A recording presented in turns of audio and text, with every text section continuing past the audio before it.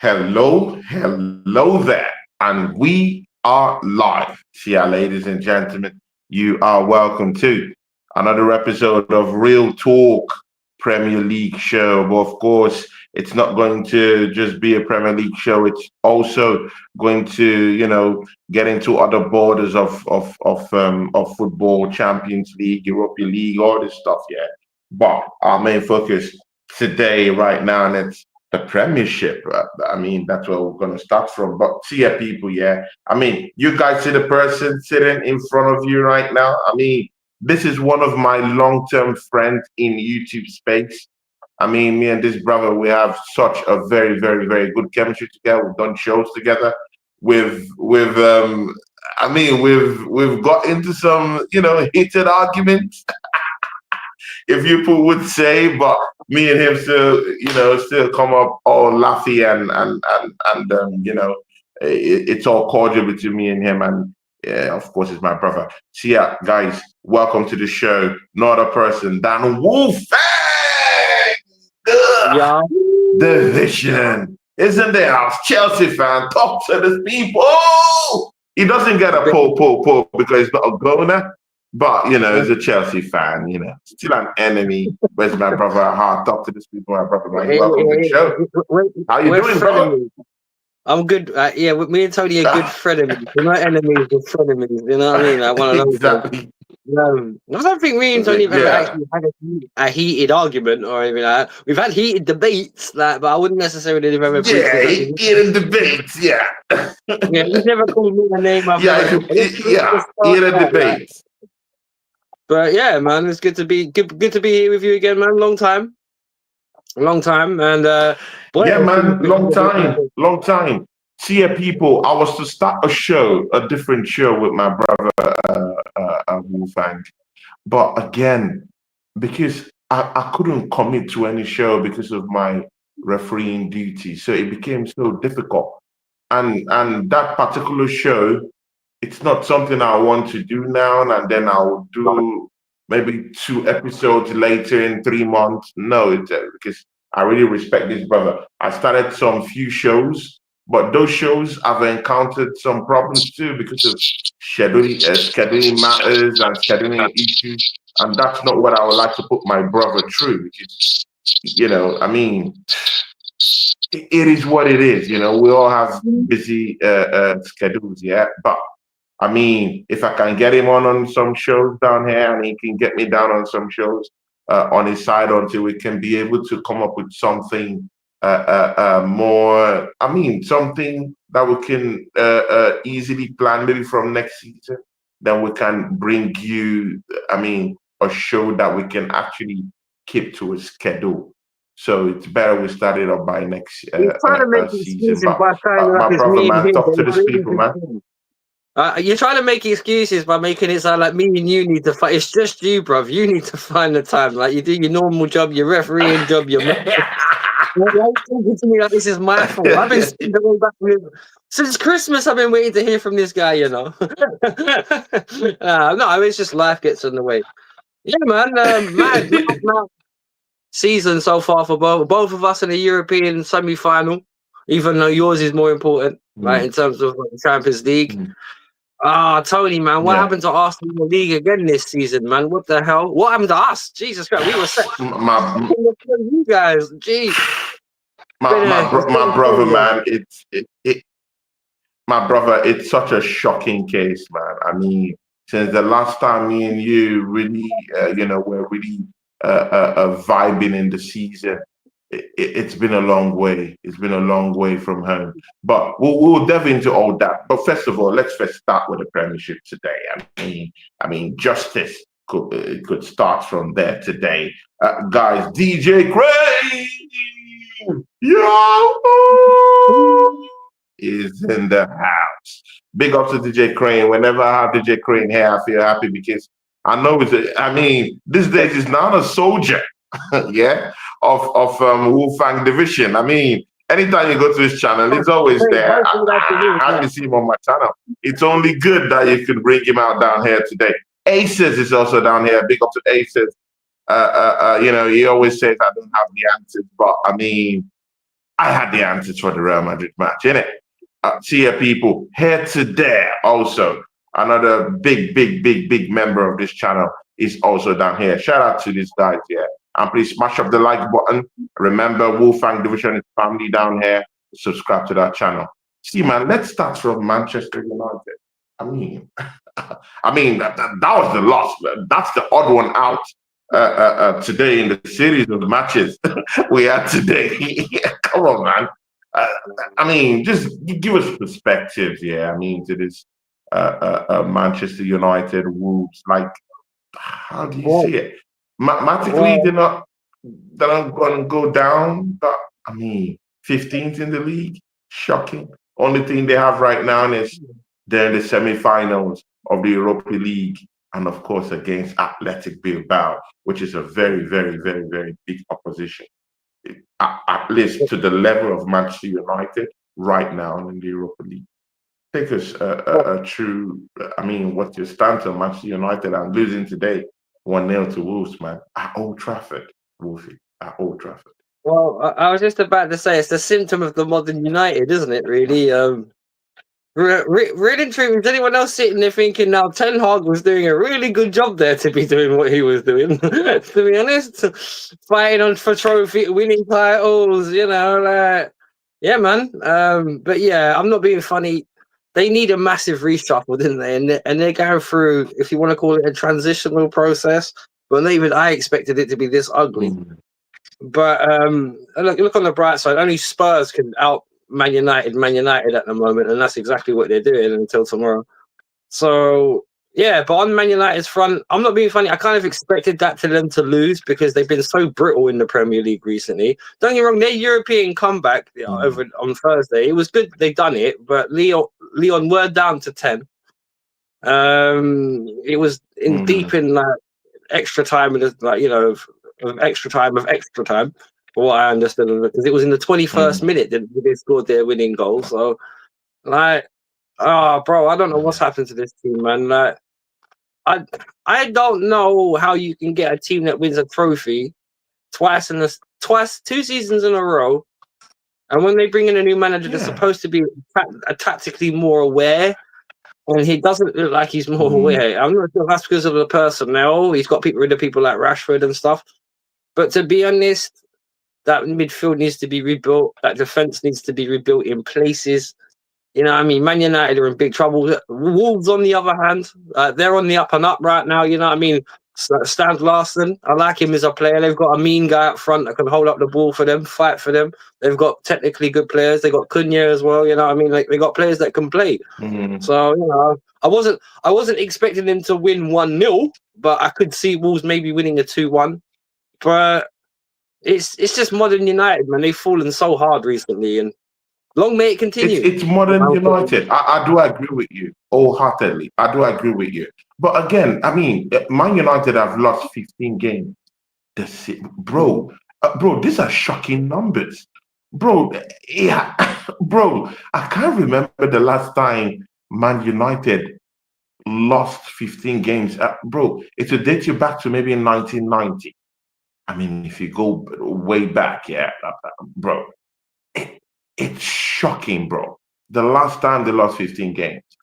But right now, many Man United fans want to keep this season behind them. I mean, it's already a horror movie already as it is. But the thing there is that when we look at Amorim and what he did at Sporting Lisbon, why can't that caliber of a manager turn things around? And again, Wolfie, I mean, let's don't kind of like be disingenuous by not saying Amorim wasn't a world-class manager like over a year ago. I mean, over a year ago when me and you were having discussion about a new manager, when you had such a shitty manager down there, you know, in your football club. I mean, you did mention Amorim. You mentioned Amorim. I mean, as part of the options you might be looking at. Why is it that right now is now at Man United and suddenly we're looking at him as such a crappy manager? Even me too. I said, you know what, yeah, if I want someone to replace Mikel Arteta. Of course, my first option was Diego Simeone, Allegri, later on Inzaghi, but I also put Amorim in that list too. Is it that this guy can't revitalize Manchester United? Is it that he's not good enough to do that? Like, what is really the issue with the whole thing? Because I desired him to be at Arsenal if Mikel Arteta leaves. And I've heard Chelsea fans over a year ago who wanted Amorim there. Well, the difference is, I think the big issue for both Man United and him have been timing. Now, what I mean by that is when they originally approached for him, he asked that could it be done at the end of the season instead of now. So he could finish what he was doing at obviously Sporting and allow transition time, if you like, at United, because even if they did get rid of Ten Hag and they thought Ten Hag was part of the problem, there were still other players in there like the Rashfords and the Anthonys and stuff that they wanted to get rid of and they thought were maybe on bigger wages than what they should be. I just think it was all poor timing, to be honest, because one thing about it, they allowed the season to start with Ten Hag in charge, which is not really good if you're going to change a manager. Because you're trying to play with players in one philosophy. Because let's face it, how many of those players? We always say, "Oh, right, but it's the manager's players." Well, these guys aren't, and not a single one of them are. So he's already in mid-season. So it's not really a full scope of Amorim's abilities because you're literally seeing him handle something mid-mess. If I give you a cake, that's half of it's destroyed, and the other half is still perfect. When I go to you, Tony, fix that. You're going to look at me and say, Simon, brother, you're going to have to go back to scratch with the cake. You can't repair half a broken yeah. You're going to have to go back. But again, there's that argument that you brought up in the first place when you started with this Man United statement. You also made mention of their former manager, who at least dealt with the same kind of players, won them trophies back to back in each year he was down here. He wasn't a total failure in that. He still managed this squad to get them at least in the top half, this season. And then, there were 4 points from top 4. Right now, they're actually at the dregs of the league. So, you could also throw in that argument that this manager has made them worse off than how they were before. It's the same resources. He has had time and a little bit of time to bring in some players of his own. So he has actually made them worse off than they were before. Fair point. You can only go by what you see, can't you? But all I'll say is in the manager's defense, he did say, not this season, beginning of next. Let me have a pre-season with these players. Let me, if you're trying to teach them new skills in the middle of a season, it's going to be very hard to do, isn't it? So I feel for him. At the same time, it's two parts of the same mess, isn't it? Because you've got the board mess. You've got the fact of now their footballing division is run by a separate board to what it is their normal operating division. And it's what they want to do with it next now. It's very interesting to see it because they signed loads of players like Ugarte and De Ligt and stuff like this, but it's not. These guys aren't even, a lot of these guys are barely starting, by the way. The Licks, the Ugatis, I think Ugati's come back onto his own more over the last couple of weeks. He's been scoring a couple of goals too. But it's I don't think you're going to see anything out of United until next season. You're in a Europa League quarter-final, just like a semi-final, just like we're in a Europa League conference semi-final. You guys are in a Champions League semi-final. They're pretty much doing what we're doing at the moment in terms of like, if you wanted to say, they're all in a European Cup semi-final, but it will just depend on where in the league, because they're not going to get Europe next season unless they win it. So that's clear and obvious. They got to win something. Unless they win it. So they have to win something to get them to Europe. Just imagine Manchester United without Europe. Again, do you fancy them to win the Europa League? That's another big big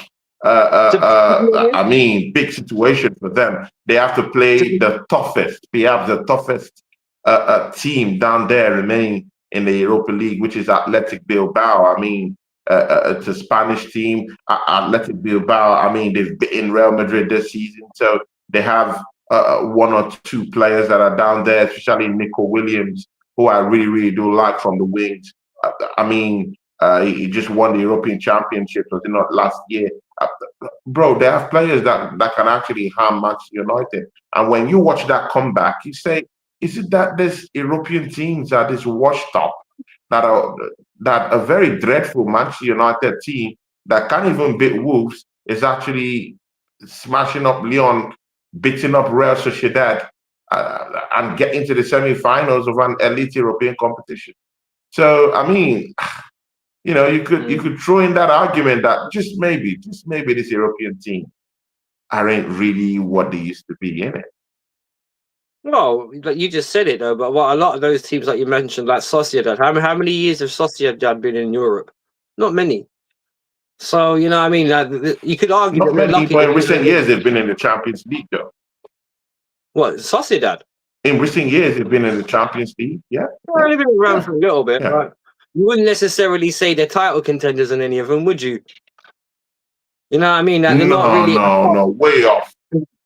Because let's face it, right? In terms of each competition has its top seeds. I can guarantee you, Sociedad is not one of the top seeds. Big up, Emmy. Sorry, Baba, big up, brother. But yeah, but one thing about United, they were lucky, to be honest, because if Lyon went down to 10, I still think that Lyon would have beat them, because they were putting them 2-0 down, like, in their own ground at one point, wasn't it? And then Man United had to come back. So it was kind of like, yeah, man. It's like Villa as well. Villa, as though everyone said their comeback was okay, their comeback was never on because they were always losing. And the thing is, like, it was a valiant struggle at Villa Park the other night, but ultimately it was a futile one, because you knew as soon as PSG put them 2-0 down, you knew they were out. So it depends on whether Man United give themselves too much work to do. It depends, because they've got one of players where if someone was to use half their brain and just get them to do the basics right, they've got players that can do damage. So, it depends. Yeah. It just depends whether they're just not consistent enough, by the way you put it. Enough. Yeah. Big up to Aces, who's still in the house. Wilson is also in the house. Big up to you. Happy Easter, everyone. Me and Wolfie are chopping it up on Easter Sunday. Wilson is down here. I also have Don T, who is also in the house. Big up, Tony. Yeah, big ups to you, Don T. How you doing, my brother, man? Hope you loved our game today. I mean, we'll be going later on to that because we're about to move to Chelsea Football Club. See ya, people. This afternoon, I just tuned in to my brother's channel today, and and alas, I'm sorry using old English for you, my brother, man. But alas, I saw my brother actually struggling to watch that matchup. I mean, Wolfie was just basically kind of fed up today. I mean, the energy in the room, I could really feel the energy in the room. It was down. But when I left to watch the second half, of course, of my team, Arsenal, before I knew it, I checked the scores. Bam, bam, bam. End of the game. Chelsea's leading. Chelsea's winning the game. Neto has put in a goal. And again, and that's such a sharp contrast from what we saw against Chelsea versus Liga Warsaw. I mean, give us your perspective today about what you saw with Chelsea Football Club against Fulham at Craven Cottage. To be very sincere with you, not one of the easiest places to go these days anyway, in that part of London. It's a very vociferous place to go to, fearful place to go to. I mean, Fulham is a genuine mid-table team these days, as a standard mid-table team that would give you a good shift on the day. What were your thoughts about that matchup today? And great comeback, you have to say. Great comeback, yes, but unfortunately, if I was to put the amount of times we've had great comebacks to the amount of times we've lost from winning positions, which was probably 13 to about 2, I'm not impressed, man, because it's the symptom of the same problems. It's just in that, I don't know if you watched any of our game at all or read the stat, but the first half we were so dreadful. We couldn't put 3 or 4 passes together. Oh, it was dreadful, man. I saw highlights. The tactics, man.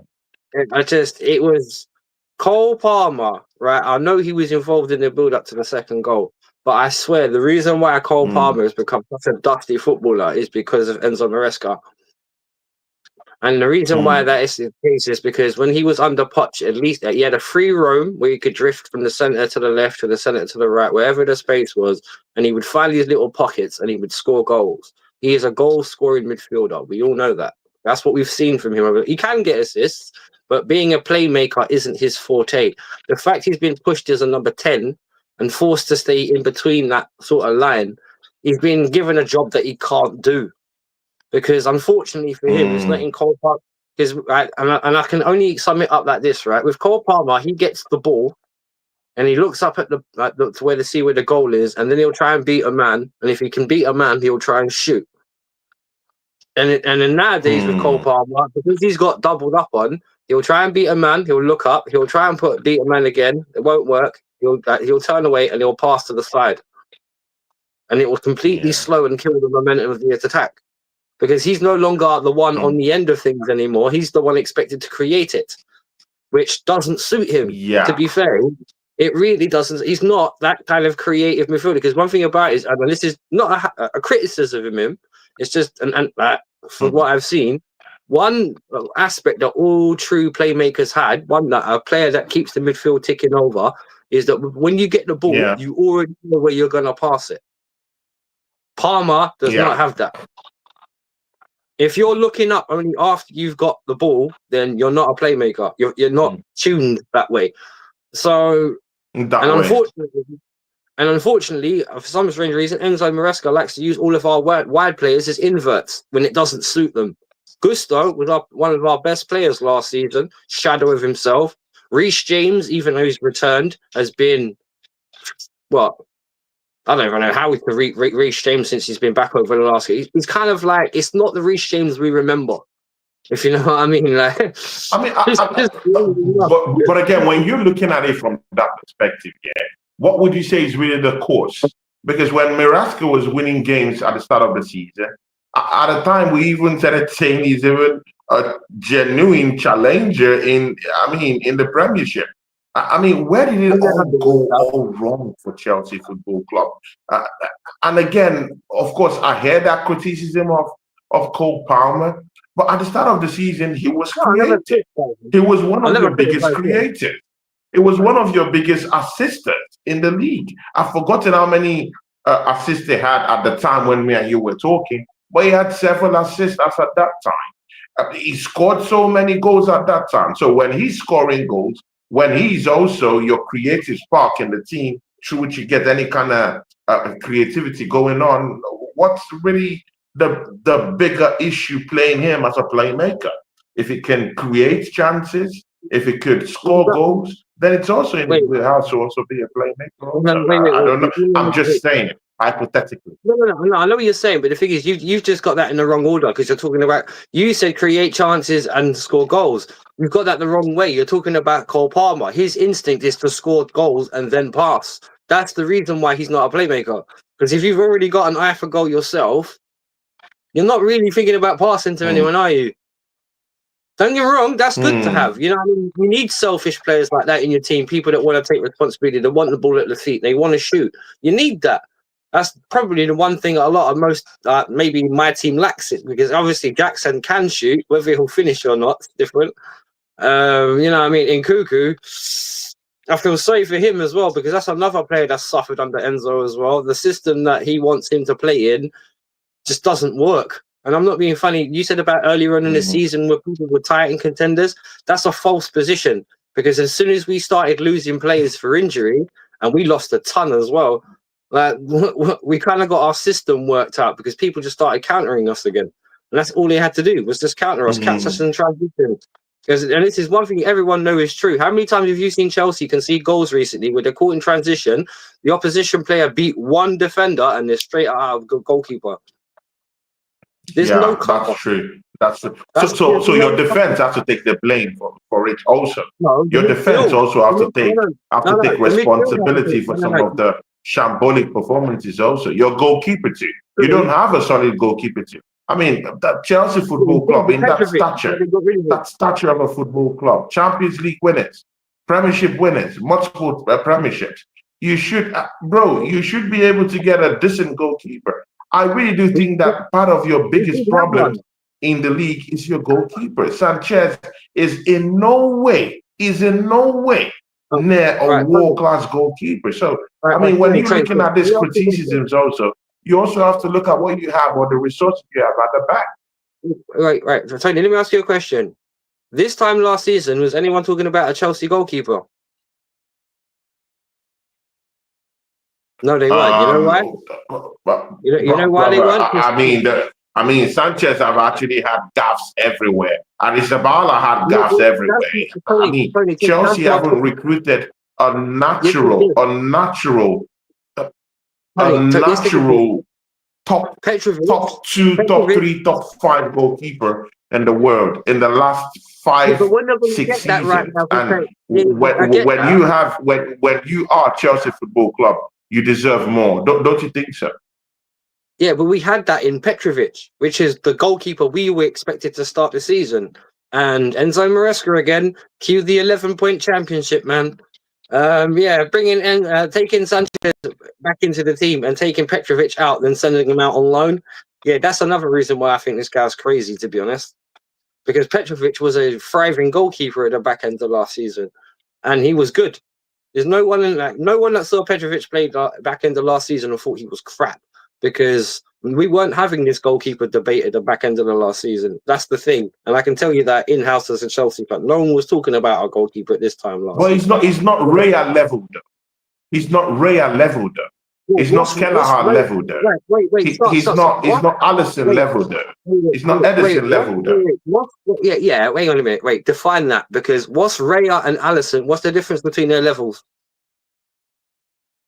Because you said I mean, Raya you and can see Alisson. Raya. You can see. Why is Raya? Raya hardly have gaffes like Sanchez does, innit? I Oh mean, no, I agree with that. he's in a more solid position most of the time. He helps our attacks most times. I've seen him too, passing from the back.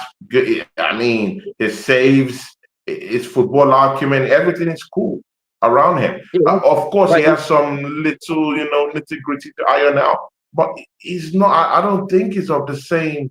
It's cut from the same cloth with a goalie like Sanchez. Well, I agree I with that. literally do think Sanchez has a gaff in him every 10 to 15 minutes. Right, well, I agree with that. But one thing I will say is, when it comes down to what you're saying a minute ago about less gaffes, one of the main reasons for that is because Raya has a much stronger defense and midfield in front of him. Because as much as I like our players, but in terms when it comes to working hard and getting the ball back, Enzo, Caicedo, and say Palmer are not as good as say Rice, Odegaard, and Partey. Because at least Partey and Rice will go looking for the ball. When it's just Caicedo, that's why Conor Gallagher leaving hurts us so much. Because we bought Lavia, and this guy's played 9 times. He started 9 games in 2 seasons. And the thing is, when you've got those kind of holes in your squad, and you're getting stats like, now listen to this, right? You guys have, let me just bring something to your attention. You guys beat Ipswich today, right? And I guarantee you, right? Listen. Now I guarantee you, when you beat them today and you compare them to when we played them last week, I guarantee you we had more possession and shots than you. And you know why I guarantee that?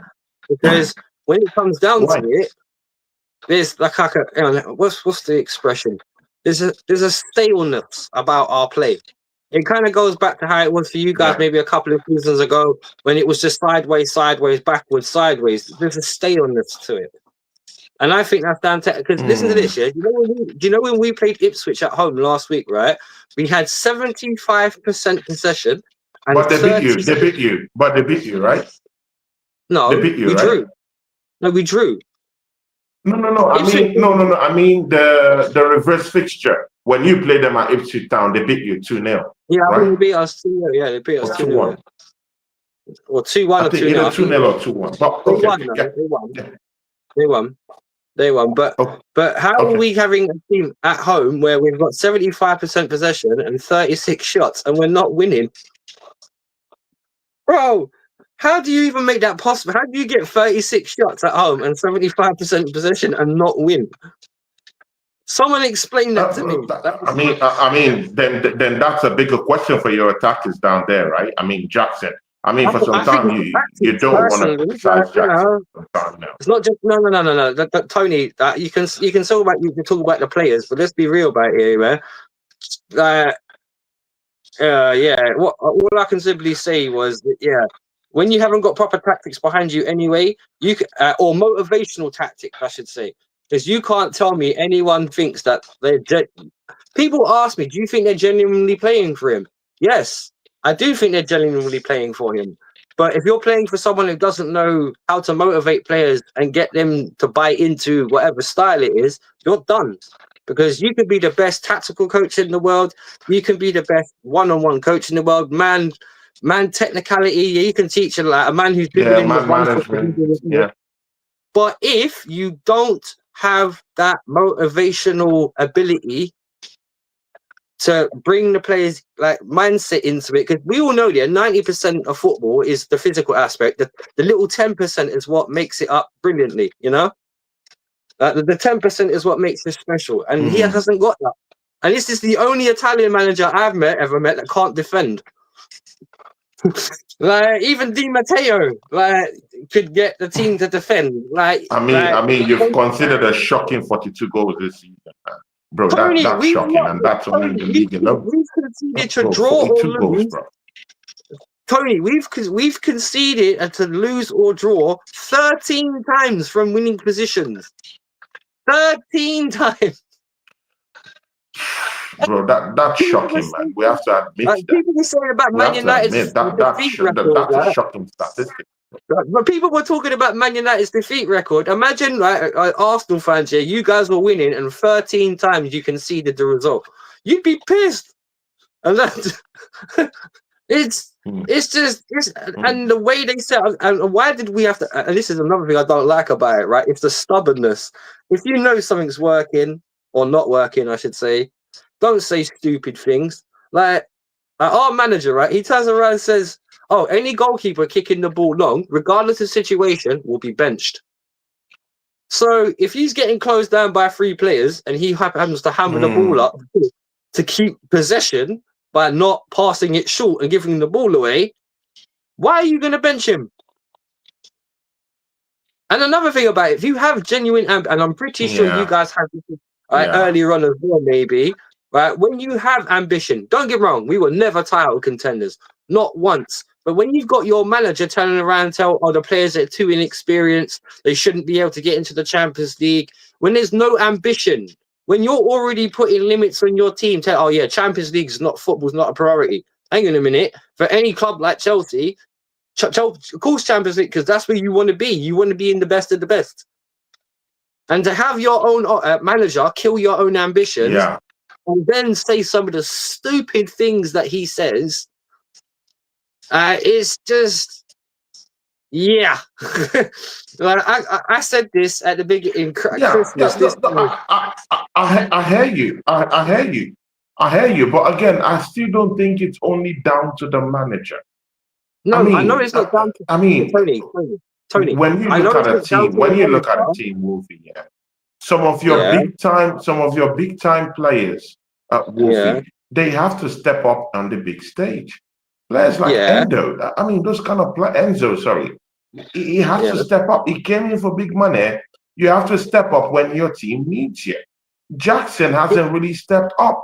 You had to rely on a judge to come down. How old is Judge, by the way? You have to rely on him to come in today to actually rescue that goal first. So you see that the bigger players in your team aren't really trying to get you out of trouble. Yeah, but the thing is, one thing about it is when you look at the squad. No, I'm just saying your bigger players are not stepping up. When you look at Arsenal, I'll give you an example to that. When you look at Arsenal, bro, we don't have a potent striker in it. But at least in that game against Real Madrid, we did see a Declan Rice who stepped up. We did see someone like a Merino step up to at least give us assists, and he's not even a playmaker. He's a deep line midfielder. So it comes to a point where you need your biggest of players to step up at a time when maybe your striker like Jackson isn't scoring goals, or maybe your player like Cole Palmer isn't really finding his fit. You do need some other players to step up and score goals. Right, I get what you're saying, but the two players you just referred to are both, and they've just both come back from 2-month layoffs, or one of them has at least, in Jackson. Now, you've just said it. The reason why these guys have been rushed in so quickly, and even Enzo Maresca said it himself, Jackson is not physically with it yet. So why are you playing him? And I'm not being funny. I get what you're saying about the Madrid analogy, about what you said about Declan Rice stepping up on the night. But let's be honest about this. In both games, Arsenal was so comfortable against Madrid, it was a joke. They never threatened you. Not really. The whole. I know you guys will probably worried about. We'll talk about that. We'll talk about that when we get to Let's Tony like to say, let's call a spade a spade. Declan Rice didn't need to step up because you would have just won that game 1-0 instead of 3. Because let's be honest, Madrid, you were all over them, and really in that first game, you should have won it 6 or 7-0, right? True. Of course. I mean, considering the saves from Courtois. Yeah, he had to make about a triple save about 2-3 times. So let's call it Real Madrid. You said about 5, 6, 7, 6.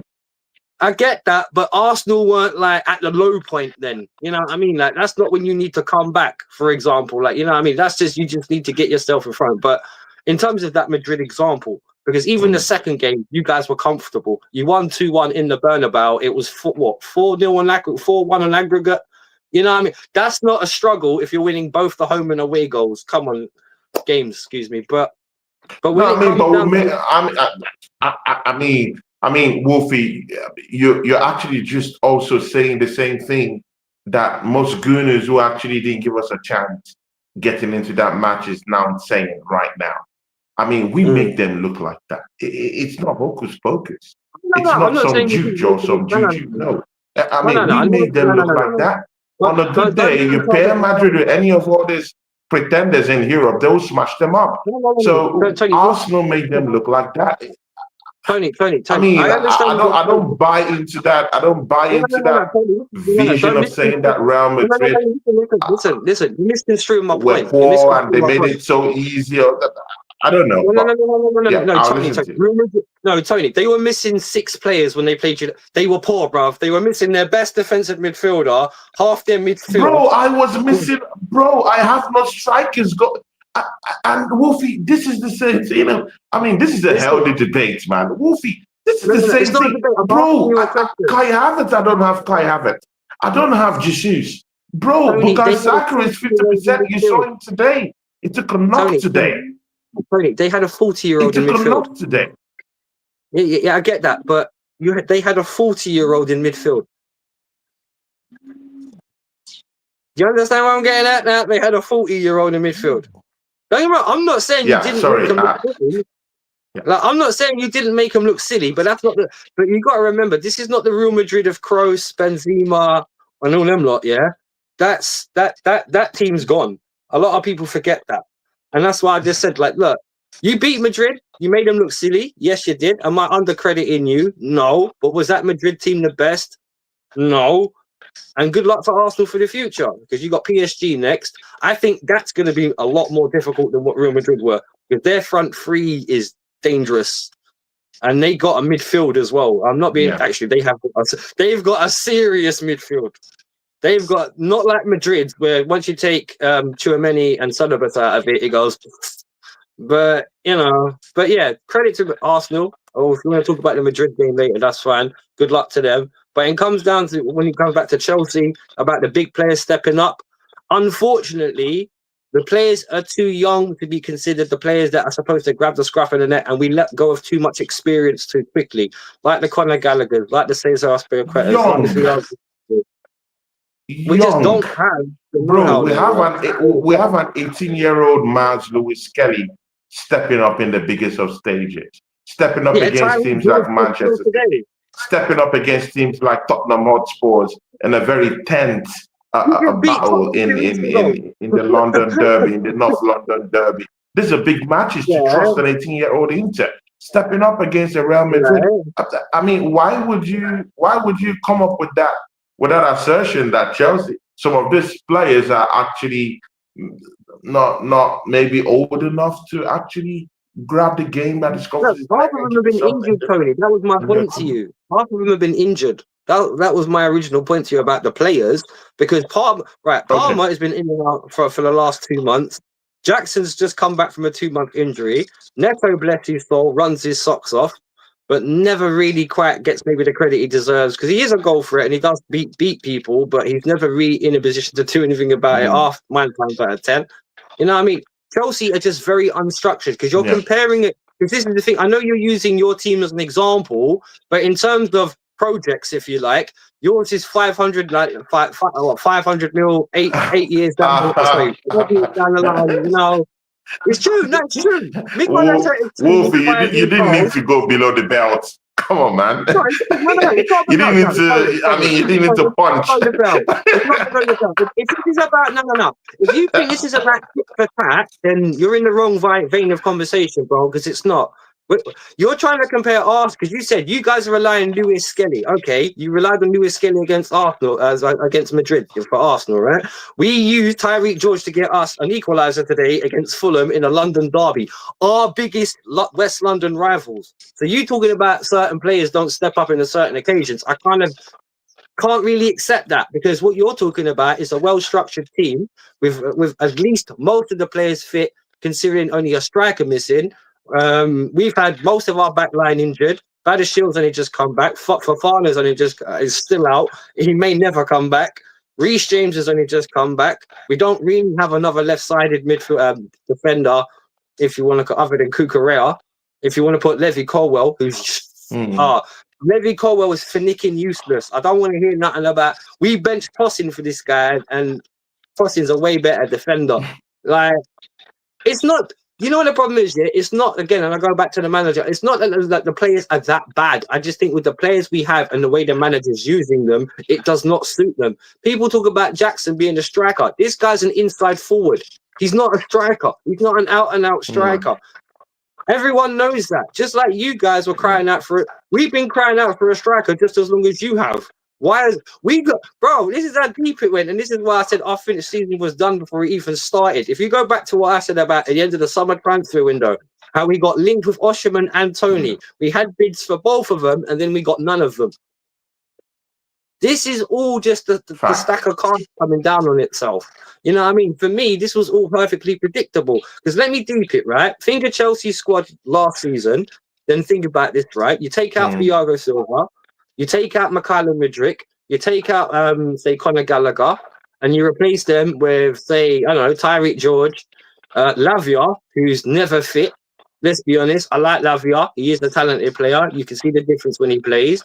But our midfield is always one man down, because when Enzo plays, like you said, he's more of a dictator with the ball, which against the teams we expected to have the ball against, fine. But when we need to dig our heels in against a team that's trying to overrun us, we need someone like a Gallagher there or a Lavia there, which obviously we sold Gallagher. And we sold Gallagher for 40 million to Atletico to buy João Felix for 40 million, only to have him here for 6 months and then get loaned out again. Do you know, Tony, do you want to hear an interesting fact? You know, João Felix has signed for us on 2 occasions and he's never played more than six months in a season for us. True. That's bad. True. That's sad. That's bad squad management, bro. That's just terrible. That's horrible, bro. That's a terrible story. But again, look at what Here Today says. I mean, this is very interesting, because I mean, he says, indeed, Wolf, Maresca has taken Chelsea backwards. Bro, it's hard to believe that. But anyway, Palmer is going to start looking to leave sooner than later. Doctor Here Today. I mean, expatiating on what Here Today I've just said. Yeah, but you got to look at the prospect of, that's why Chelsea tie these players into long deals. If you want to buy a Cole Palmer, you got to buy out a 6-year, 7-year contract. Good luck. Chelsea will charge you about 200 mil plus. Good luck with that. Good luck with that. No, I mean, it's true. He signed an extension to 2033. This season, he signed an extension to 2033. That's what? How many years away from now? Well, you do the math. You want to buy out a contract? Oh my days, bro. Good luck. No, that's a slave contract, man. It's true though, and it's Chelsea's most prized asset at the minute. So not only you got to buy the player, you got to buy out the contract. Good luck. Good luck. Good But luck. don't you think? But don't you think there's some clauses within that contract that with such a so amount of money? Of course, you're not privy to that information. I'm not privy to that information. I There wouldn't might say be that. some You know clauses why? within that No. contract that states, hey, if a football club comes with so amount of money, which is decent enough, we might let you go. Well, no, but the thing is, you're saying that on the sense of like, you don't know what the outcome of this season is yet. If we win a Europa League, Conference League, and we get a Champions League football, why is he going to want to leave? That's just a per se. That's a per se. Because everyone's talking to me now about, oh, he may want to leave sooner or later. Well, all players are going to be like that, innit? Sooner or later.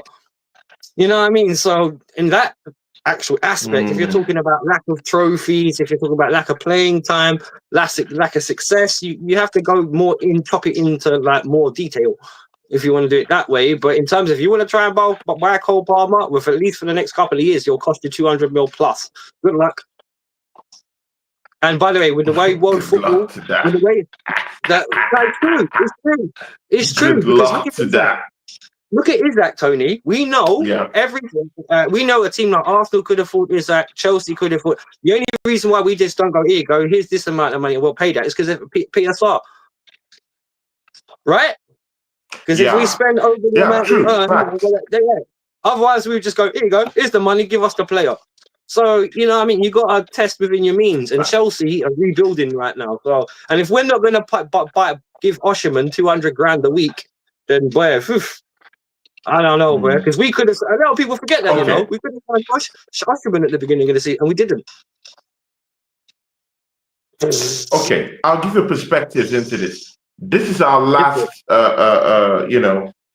situation before we get into Arsenal and what they did today, and of course the Champions League and what you think. Because I really do need to sample your opinion on our Champions League run, because this is very, very important. That I sample that opinion from you. But again, look at your chances of qualifying for the Champions League this season, Wolfie. I mean, Wolfie, I know you've missed Champions League football. I mean, you're someone that I know that you're peddling high standards. You want high standards for your club. You want your club back in the Champions League. I know you've won it before, but I mean, on 2 occasions. But I mean, you can't see what Arsenal is doing right now and on the verge. Of playing their first leg in the semi-final, and not want to be there. You can't see what's going on right now in Europe, mostly with Real Madrid being exposed, and you don't want to be in the Champions League. So but if I'm looking at Arsenal with the degree of envy in the Champions League, nah, mate, that ain't happening. Because I'll tell you why. If we win the competition we'll be the only team in Europe to complete the European Grand Slam. Do you know what I mean by the European Grand Slam? Every single trophy in existence in Europe, we would have won it. Deep that. No, I completely get that. But again, that's for the books. That's not for going into the Champions League next season. Yeah, but you need to differentiate this stuff.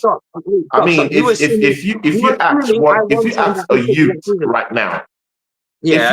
youth right now, if you ask a typical London youth, Chelsea-bred youth right now, and ask him this question: do you want to win the Conference League, or do you want to see your team play in the Champions League next season? I bet you that youth would say, you know what, I want to qualify for the Champions League. I'll be real with you. I'll tell you, and this is anyone who watches my channel would know this. I do not want my team in the Champions League right now. Like playing like that? No, thank you. Too soon. Ask Acers. Are you serious? Anyone that watches, yes, I'm deadly serious. Ask anyone that watches my channel, and they'll tell you that I've said for ages, we're not going to get Champions League football because we don't deserve it, and it's be too soon. Tony, these guys can get embarrassed by Ipswich. Why would I want these guys playing teams like Sporting and Porto and Bayern Munich and Barcelona? What do you want? You want me to see my team get hammered? That's true, mate. That's true, mate. It's too soon. Tony, let me explain this again. We have gone from 2nd to 7th. Think about it. It's too soon. Guys, come to think about it. This is No, why I like you said, Wolfie and his analysis. right, you I mean, said, you said, it just peels that veil, away from your eyes, and you can let me just see say one thing and I'll shut up. clearly, and that's true. You Let went me from just, second to no, actually, right now you're fifth in the table. yeah, Right I now, know. you This is what I'm joint saying. with Nottingham Forest in fifth. Yeah, joint fifth. We're joint. That's what I mean. We're joint fifth. Now you were second. But my point is, right, when it comes down to it, if your team's not ready, because I'm not being funny, let's be honest, right? We got, like you just pointed out to me about Lecce in Europe, we just got beaten at home by a Europa League conference team. Seriously, you just pointed that out to me earlier. Do you really Let think I that want sink that in. same team playing against teams like Bayern Munich next? Oh my God, Harry Kane would have a field day with Musiala and them. He'd have a Yeah, field they'll day. be mashed up. I mean, that's true. Yeah. So, In the grand scheme of things, so like, it's true. too soon, brother. And you said about Chelsea, like born and bred Chelsea, living and believing in the club. Yeah. One thing I will say this: it's 1906, not 2006. There was a Chelsea before Abramovich. And this is what we did before. We slowly built our levels back up. We went from Cup Winners' Cup football to winning FA Cups, participating into the Champions League, to participating in league title races. Yes, we lost. We only lost out by 3-4 points. But then big Roman Abramovich comes in, and by 2 years later, we've already won the Premier League. You just got to build it up in stages. And I know a lot of Chelsea fans waffle about, oh, but we're Chelsea. We need... Just because we are Chelsea, just like Arsenal will acknowledge as well, it doesn't give you the fucking right to win. You have to go out and earn the right to win. You can't just win because we are Chelsea or we are Arsenal or we are Fulham you can't say that. You got to, regardless of how much for tradition you got winning in your club, you have to earn the right to win, and that means getting things right. Like I said it with Almiron earlier about the timing's not quite right. The timing's not quite right. Oh, come on, it's obvious. If we can't handle Lecce and Ipswich at home, why are we going to want to play Bayern Munich and Barcelona, brother? That does not make... Oh, Lord, man. Oh, no. Just, nah. No, I mean, this is a fact. I hear you. But again, you've not given me the perspective about you qualifying for the Champions League. I mean, I hear you. I also sample opinions from other Chelsea fans, and they're telling me, hey, bro, if I win that Conference League, I'm not going to celebrate that cup. Why would I celebrate a cup that no one liked? So, I mean, I want to go to the Champions League. That's what, I mean, several Chelsea fans have told me. Even Deji Sports was even taking a piss at you guys. He said, if you guys win that title, you guys should just keep it in your but the thing in your gallery. That it shouldn't be. Wait. That's Deji Sports. That you keep it in your gallery. That you shouldn't even celebrate or jump if you even win or score a goal in that final. Like there should be no celebration. Do you agree with Deji Sports? No, I do not. Whoever said that to me, that when Chelsea Football Club win a European competition, and they said it doesn't deserve to be celebrated, they're idiots. Because they don't realise what you think that I guarantee you, all the Chelsea fans that said that, right? Now under 30, and all they used to is Abramovich. I don't have time for these new school glory hunting fans, bruv. So are you going to be celebrating a Conference League? I mean, are you going to celebrate? I just told you 5 Are you going to jump? Are you going to shout? Are you going to? Yes, I mean, Deji Sports will say, you know, shake your bum for a Conference League win. Tony, it's the Grand Slam. Okay, let me explain it and put this into context so you don't think I'm crazy. We will be the only football club in existence to win Europe at every level. I mean, I hear that. But again, what is the meaning of winning that kind of trophy without being in the Champions League in the next season? No. We can get both. Why not get both? Wait, Tony, stop. Don't go back to Champions League. You just asked me a direct question. If you won the Europa Conference League, would you be celebrating it? My answer is yes, but there's no reason why we can't get both if they use their brains properly, which I don't think they would. Still got Enzo Maresca in charge. And he's still going to play Spurs-like football with like the highlights. So there's no point me like praying on Maresca. It's just not going to work. I mean, don't crucify me. It was Deji Sports that said it. He said, I mean, if you guys are celebrating the Conference League, I mean, you guys should be ashamed yourselves. And I That's mean, coming the from a Chelsea guy fan who's who was talking to Tony, just buried his head. I mean, in shame.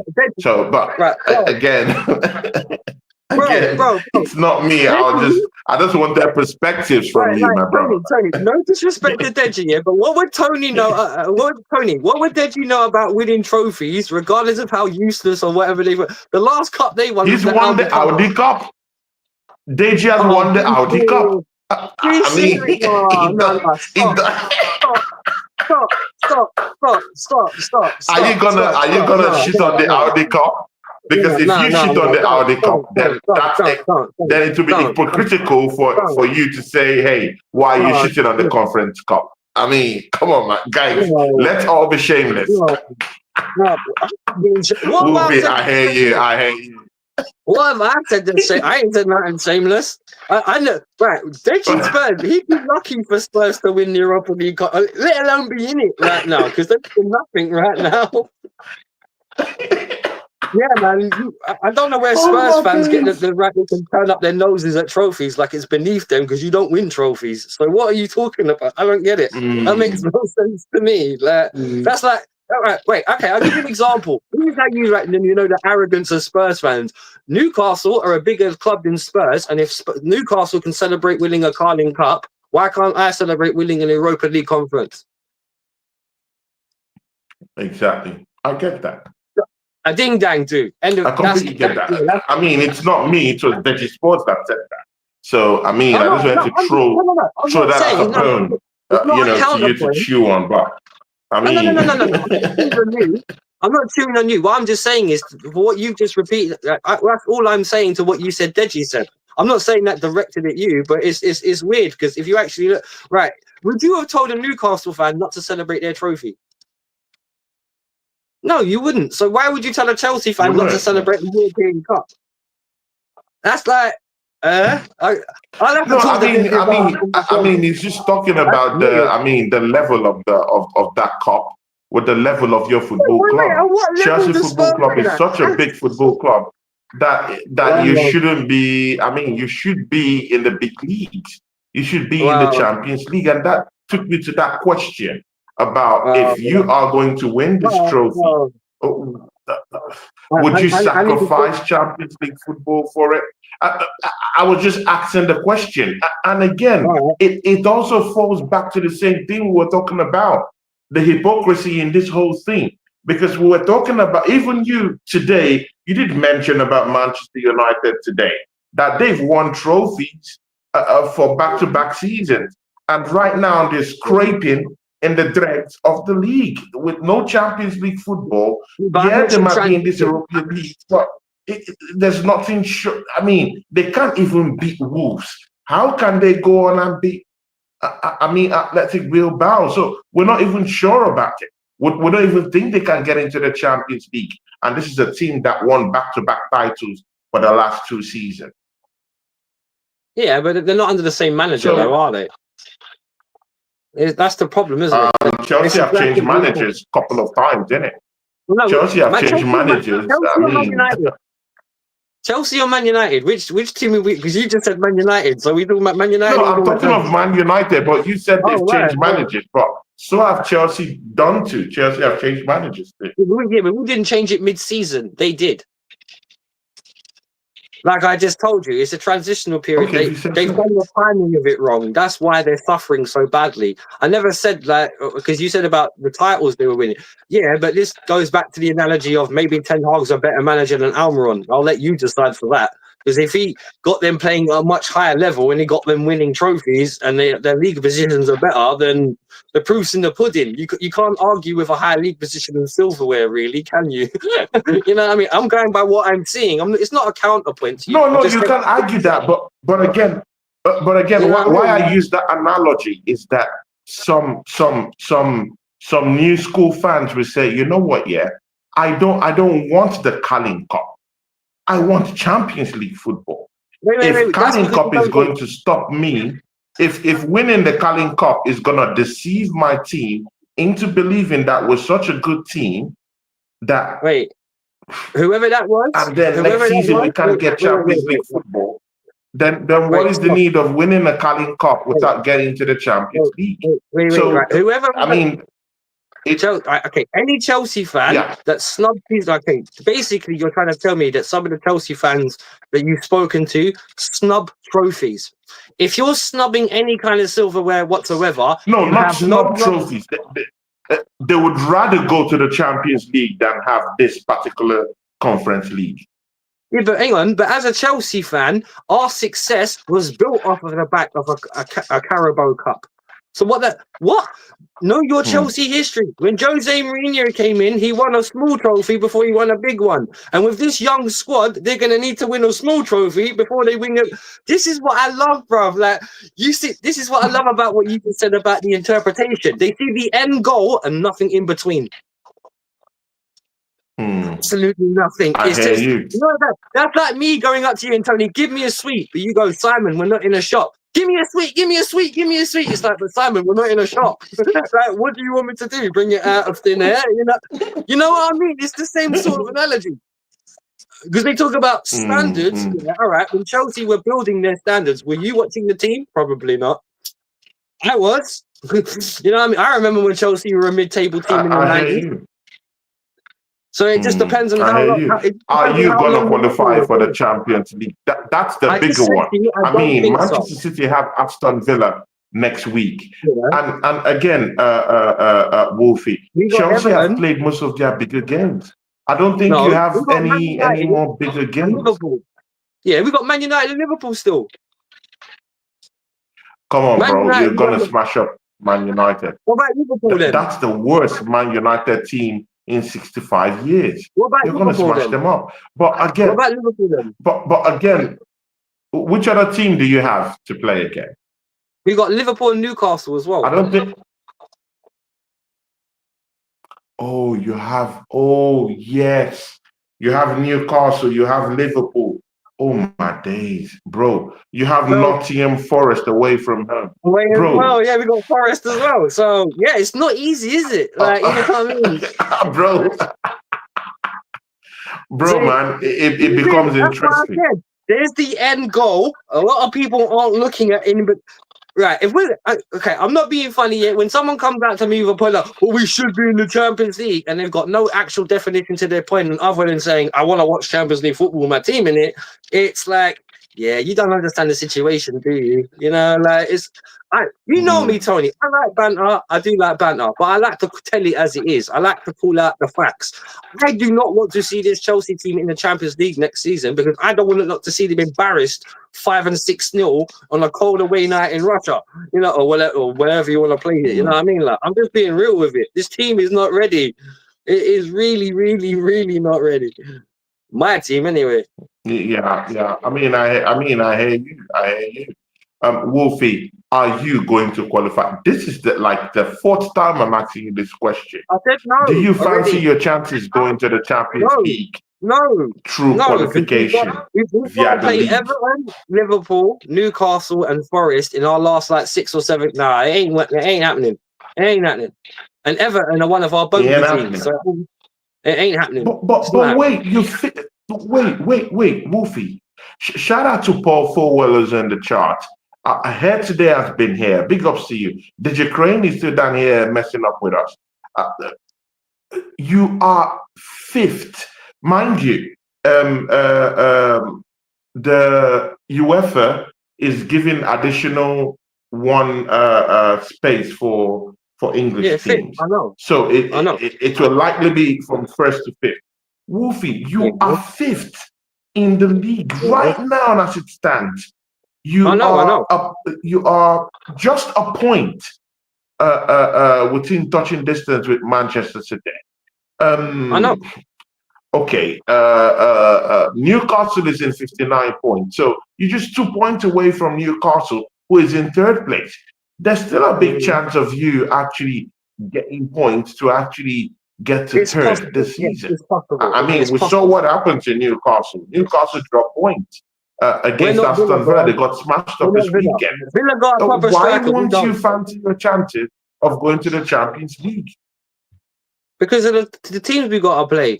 All the teams you've just mentioned, the Liverpool, the Newcastles, and the Forest, have all been arguably better than us. You know what I mean? It's not that I don't have faith in the players or whatever. I go back to my original point. I don't think this manager will set up correctly to deal with those teams because he plays like Ange Postecoglou from Spurs. It's just highline football. You want to play like 2010 Barcelona, but you just simply haven't got the players. And if you are using the players in a system you know they can't do, that's the definition of insanity. You're just using the same players in the same way, getting the same kind of result over and over again, regardless of how much they... And I know for a fact Chelsea have been stinking out whatever pitch they've been on recently, because I haven't missed any home Premier League games in the last like 6 or 7 weeks. So, yeah, we stink up the place, Tony. Our football is not good. We stink the place up. We really do. And and Forest are one of the few teams that have beaten us at Stamford Bridge over the last couple of seasons. I swear they did at the beginning of this season. And we got to go away to them. So would you be surprised? Would you be surprised if Chelsea gets that Champions League ticket? Would it come as a shock to you? What I'll tell you is, right, let me put it this way. If Enzo Maresca was to get the results, I would be surprised. But because I don't rate his management ability, but there's definitely ways you can get that. Because why is it Plymouth Argyle put up a better fight against Liverpool than we did? Yeah. Think about it. I mean, just think about it. I mean, people, this is why, guys, aren't you entertained? 1 hour back and forth, my brother, Wolfgang Division. This is how it goes when me and him come together. I mean, you always remind me of my other brother too, Abs, Waffle TV. When we come together, this is the kind of magic that happens. Same thing with Wolfie. When it happens like this, it's just like that. Yeah, I mean, it happens like that. See here, people, we'll move into Arsenal. I mean, you saw Arsenal today. I mean, coming back from the Champions League, when you just thought that they'll be tired, they'll be weary. I mean, just when you thought that Mikel Arteta would say, you know what, yeah, let's rest on our laurels with what we've achieved in Europe, going on to smack up the 15-time champions of the UEFA Champions League in nowhere but in the Bernabeu. Brother, man, it doesn't get high stakes than that, Wolfie. And then coming up against Ipswich. To be very sincere with you, Ipswich is already, they're already staring down on relegation, to be very sincere. But the fact there is that Ipswich actually give you a fight. This is always the thing. You might beat them, but they always give teams a big fight, mostly when they're at home. But Arsenal went down there today. Got an early goal today by Trossard. Martinelli finding space deep in the heart of the Ipswich defense. It was second versus 18th. Is that really a surprise? Is today really that much of a surprise to you, though? It's second versus 18th. Yeah. It's a surprise. It's a surprise. Bro, have you seen our form lately? I'm shocked today because our form lately in the Premiership has been shocking, bro. We've been drawing to all these teams. Oh, wow. Everton. We struggled against Fulham. We struggled against all these other teams. And it's shocking to me. We've dropped points, And right now, this Liverpool title win is now looking like a charade. Like Arsenal isn't, it's like, it's not even a goddamn chase. It's just like it's a top four. It's a top four. Who goes for top four? Who's more safe in that top four region? That's what I think we're fighting for right now. That title race talk has been dead and buried since January. So, coming back from Europe and scoring goals, that amount of goals today, I wasn't expecting that. If you're telling me we're going away from home and we put in maybe one goal, escaping with a 1-0 from Ipswich Town today, I would say yes. Okay, good. I'm okay with that. Sincerely, I would have been okay with 1-0. But to go down there and score 4 goals and also bringing on Waneri, who later scored in the 88th minute, just put that gloss on, that gloss all up on it. And today, one player that many Arsenal fans have been saying, you know what, yeah, let's give this kid a chance. In Butler Oyedeji made his debut for Arsenal in the senior team today. So that's also one thing to also clap for today, because it takes a very, very big, I mean, it's a huge situation, a huge achievement for a player when you are, when you grew up in the academy. I mean, put in lots of work, and for you to just see your dreams come true today. Butler Oyedeji made his debut today for Arsenal. But I mean, we won that game 4-0, comfortable. What were your thoughts about that? Yeah, routine win for you guys. I think them getting a player sent off didn't help. But you guys did your thing, man. Like you said, I didn't expect about results that you never expected. I thought you guys would pile them in, but I didn't expect it to be 4. But I think you guys would have won like 2-0. But yeah, I think it was a good performance, solid, clean sheet. But realistically, for Arsenal, it's not really about solidifying second for you guys, is it? I mean, it's just you said about the title race that was done a long time ago. Yeah, I think your Premier League it's more about the Champions League for you guys now, to be honest. And I think even for you Arsenal fans, it'll be the same. Exactly. So, because I mean, anyone who's thinking of the Premiership, well, we're anyone who's thinking thinking of the Premiership must be cuckoo. You guys are comfortably second. I don't think anyone's going to get anywhere near you in second, but it was a good performance. Newcastle, my Kazan was down there. Newcastle, my Kazan. That's why this win is coming at a good time. Well, yeah, I like this win. But Newcastle didn't gain ground on you guys, and you've pulled even further away ahead of them. So, and I'm not being funny. As I said, is it the reason why they played so well today because there was no pressure? I mean, they were just told to go out and play. I mean, we're comfortably second. We've got the Champions League to come up. Just get through the game, no injuries. It's. I do like. Don't look. The performance was great, but why weren't you doing this 2 or 3 weeks ago when it mattered, or a month ago? This is the problem. When it mattered. Exactly. Yeah, but again, when you say when it mattered, did playing this kind of game against Everton matter?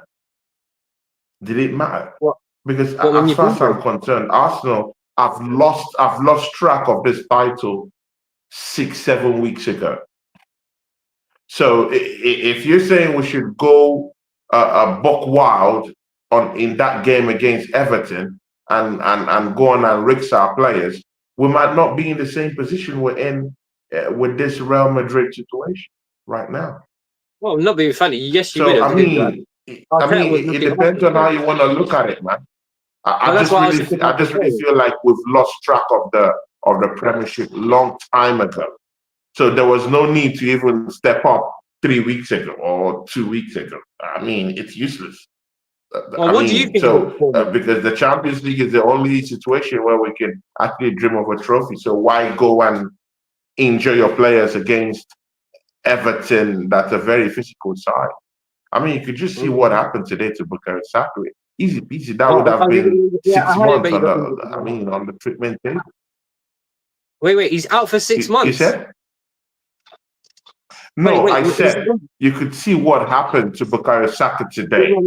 If maybe for instance, no, he's not injured, but I mean there was some ice being put on his leg today after the game. So I was saying okay, if you go buck wild, maybe we're to face Ipswich maybe 3 weeks ago, and we still have this Real Madrid matchup to play, and you say, hey, go play and play with high intensity, and it comes off injured, and then you don't have the assets or the resources to go play Real Madrid away from home, and we go down there to the Bernabeu and get absolutely blasted by them. Then what happened? But that's retrospect, because I could flip it on you. I could say, all right, you go ham 6 or 7 weeks ago, and then you're 3 or 4 points behind Liverpool instead of 11. Makes it different, bro. 7 weeks ago, we were like 10 points away from Liverpool. Well, They've then won it. There's no how we could have got it. Bro, they've run away with it. Well, in that case, They've then it run goes away to show with that, it. okay, there's been improvements in Yeah, the I Champions mean, League. Mikel Arteta, I mean, we failed to do. The fact there is that we failed to do what we should have done in the transfer window.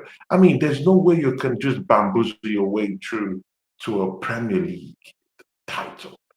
Well, Mostly where do when you you're think it Arsenal went wrong? Football Club. Well, you tell me where you think it went wrong then, because you're an Arsenal fan. You give me the lowdown. Bro, Where did it go wrong for it went Arsenal? wrong at the start of the season. It went wrong at the start of the season. You and me We both. didn't do good business. We didn't recruit You good. and me both. The players we brought in are a complete charade. I mean, we have Kai Havertz that's more or less useless right now. Martinelli wasn't giving us the goods. We had injuries also. Don't explicate the fact Arsenal also mismanaged the fitness of our players. We mismanaged the fitness levels of our players. Yeah, all right. No, I'm just saying that Kai Havertz isn't the guy to lead the line for us. We brought him for £65 million, and I mean, it's more or less useless. He can't give us 20, 25 goals. If you want to win the league, you need someone who will give you at least 25 goals in a season, at least from a modern day striker. If Salah is out there giving these guys 60, 50 all season, then why would we win titles when we have a guy who would only give us 15 goals in a season or 10 goals in a season? It doesn't make sense at all. So it goes back to our recruitment. Our recruitment was poor. Our recruitment was bad. And you can't do that and win the league. It's not possible. You know, look at Martin Odegaard. We've been screaming for a playmaker that will come in and help out Martin Odegaard. Even if Martin Odegaard wants to be the main man, but at least let's have someone who we could use, switch up. I mean, just switch places, trade places at times. This manager didn't recruit anyone. Bukayo Saka, we have been screaming for a like replacement for Bukayo Saka. He never did anything. Bukayo Saka got injured, and of course we had Waneri there, but again, the deed had already been done, innit? We had Martinelli who wasn't producing anything down the left. It's just really like right now that that he's trying to get anything done right now. And I'm talking of Martinelli. Sorry, Martinelli is just right now trying to get into the game right now. So I mean, and if you maybe had someone who would come in place of these guys to at least help them out and give them that push, it would have been better. Look at Liverpool, all across the pitch, they have, or all across positions in that team, they have like-for-like replacements that could come in there and giving a decent shift. Starting from the goalkeeper. Kelleher is down there, was down there when Alisson was out. Well, I agree with you. Conor Bradley. They have Elliott. Yeah, they got depth. They have Gravenberch. They have Endo. They've got depth. I mean, they have resources, quality all around them. And again, they did have that person who will give them 40, 50, 60 goals in a season. In Mo Salah, you just signed a new contract. So when you have these killers in this team, and you have this kind of guys that will give you occasional goals, like Jota, who would at least ring in 10, 15 goals in a season for you on a good day, even if they're injured all season. Bro, it's only Kai Havertz that has crossed that 10 margin in that Arsenal attack this season. It doesn't make sense. So by definition, you're going to get rid of your best attacker. Like, you really want to get rid of someone like Gabriel Jesus first before 29. I know Arsenal fans don't really like him a lot, but he can do a job. He's crocked. Kai Havertz have actually outscored him in all seasons he's been here. That's what I mean. So why don't you get rid of someone like Gabriel Jesus first? At least, like you said, at least Kai Havertz can produce 10 goals. Use him as like a sub or something. But I think there's more deadwood in your team. I think it starts before Havertz, to be honest. Like, you need to get rid of people like Zinchenko and Jesus, man. All the Man City scrubs, man. Get rid of them. Because at least Jorginho does a job for you lot, and Kai Havertz does a job for you lot. But yeah, I'm not too sure what Gabriel Jesus does for you lot still. But yeah, I agree with you. Recruitment was a big problem in both teams, and particularly us. Yeah, as well. exactly. But yeah, Yeah, like of you course, said, the Ukraine says, heck yeah, I'm entertained. More entertained than Gladiator 2. Of course, the Ukraine, when me and my brother Wolfie link up, it's always, it's always, it's always going to be entertainment, all true, because, I respect him, I genuinely respect him, and he respects me too in the way he does, and we just make a great show. So, of course, we're thanks all for that, winding the up. Ukraine.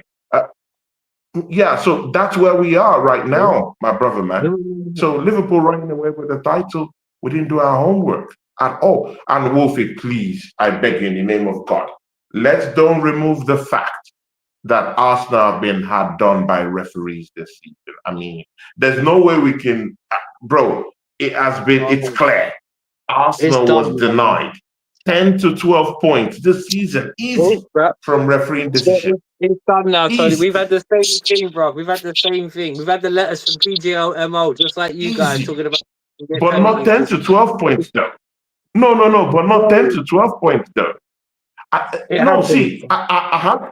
take the responsibility of saying my manager, I have an ill-experienced manager who cost me the league this season.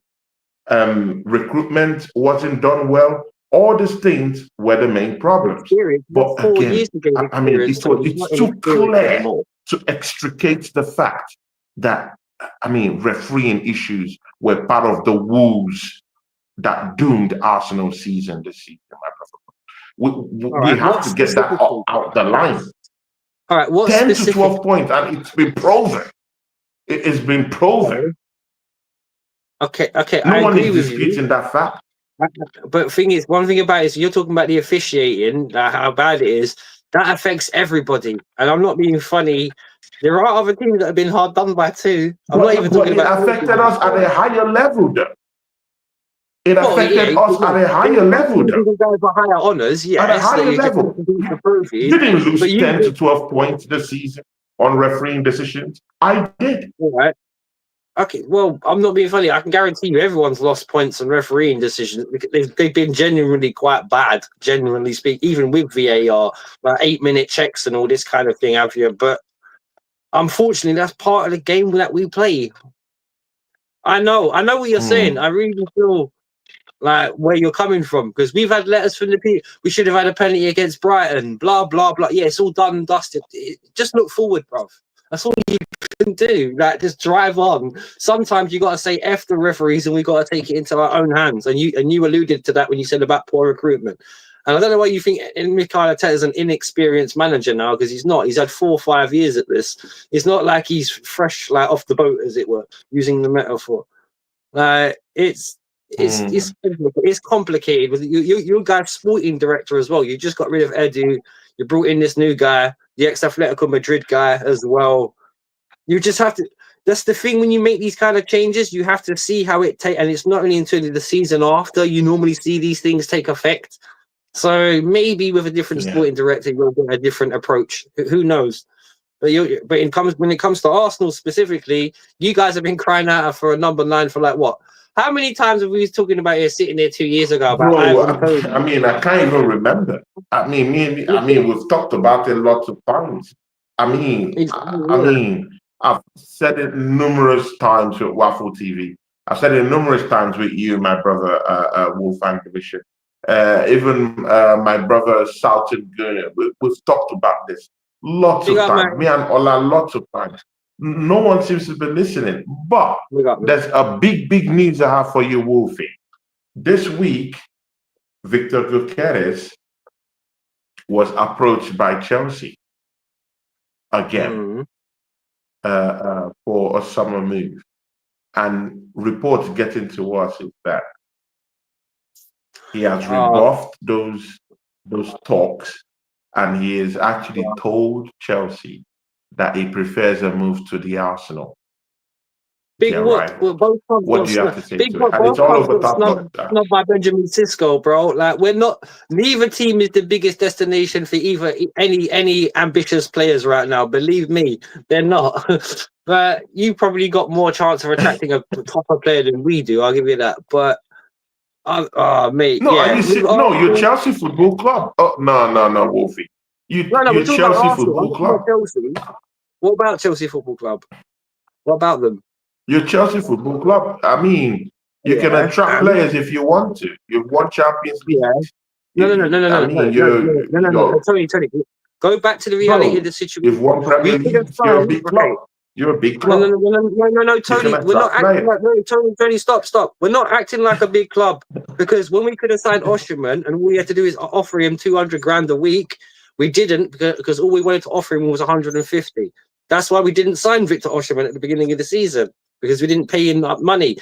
As I said, you're thinking about a big club spending big wages. You can't do it that way anymore. Football in itself doesn't allow you to do it that anymore. We can't just go, all right, we're Chelsea Football Club. We got billionaire. Here's this amount. But they're still trying to do us for the hotels. Come on, man. You have to do this smartly. I mean, I hear you, man. But I mean, It's not that's just the situation we're in, isn't it? Yeah, that's the club situation both clubs are in. But one thing about it is with us, because of the way we're rebuilding our financial structure behind the scenes and doing all this, and we met PSR and all that kind of jazz, we've had to reset. That's why I said I remember it before Abramovich, when we built up our level.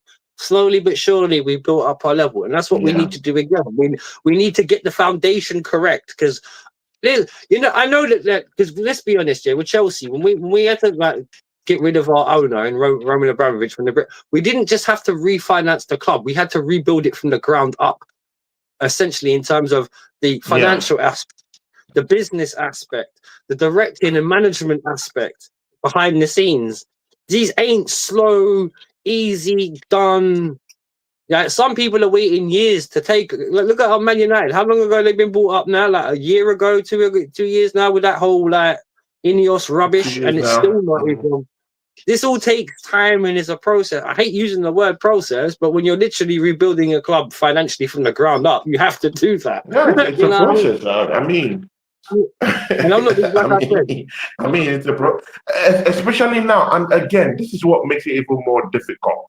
And that's why I want Arsenal to go all out to go get these amazing strikers that are out there. It's either you're getting me Victor Gyökeres, Victor Osimhen, or pull the stops and get in Isaac.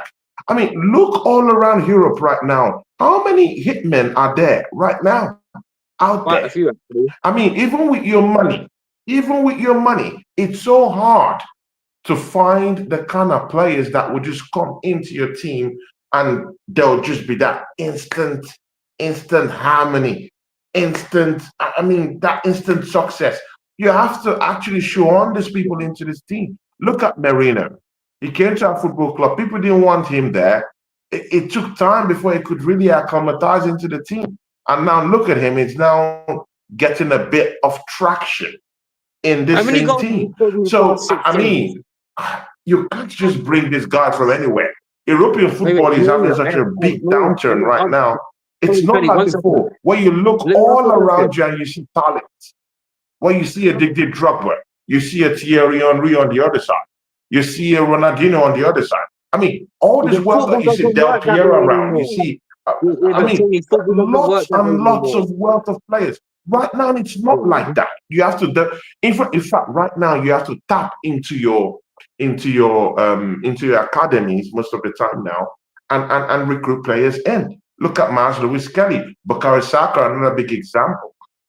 Why do you think all these mighty example of that one is one area also. So, Tony, I mean, even with your money...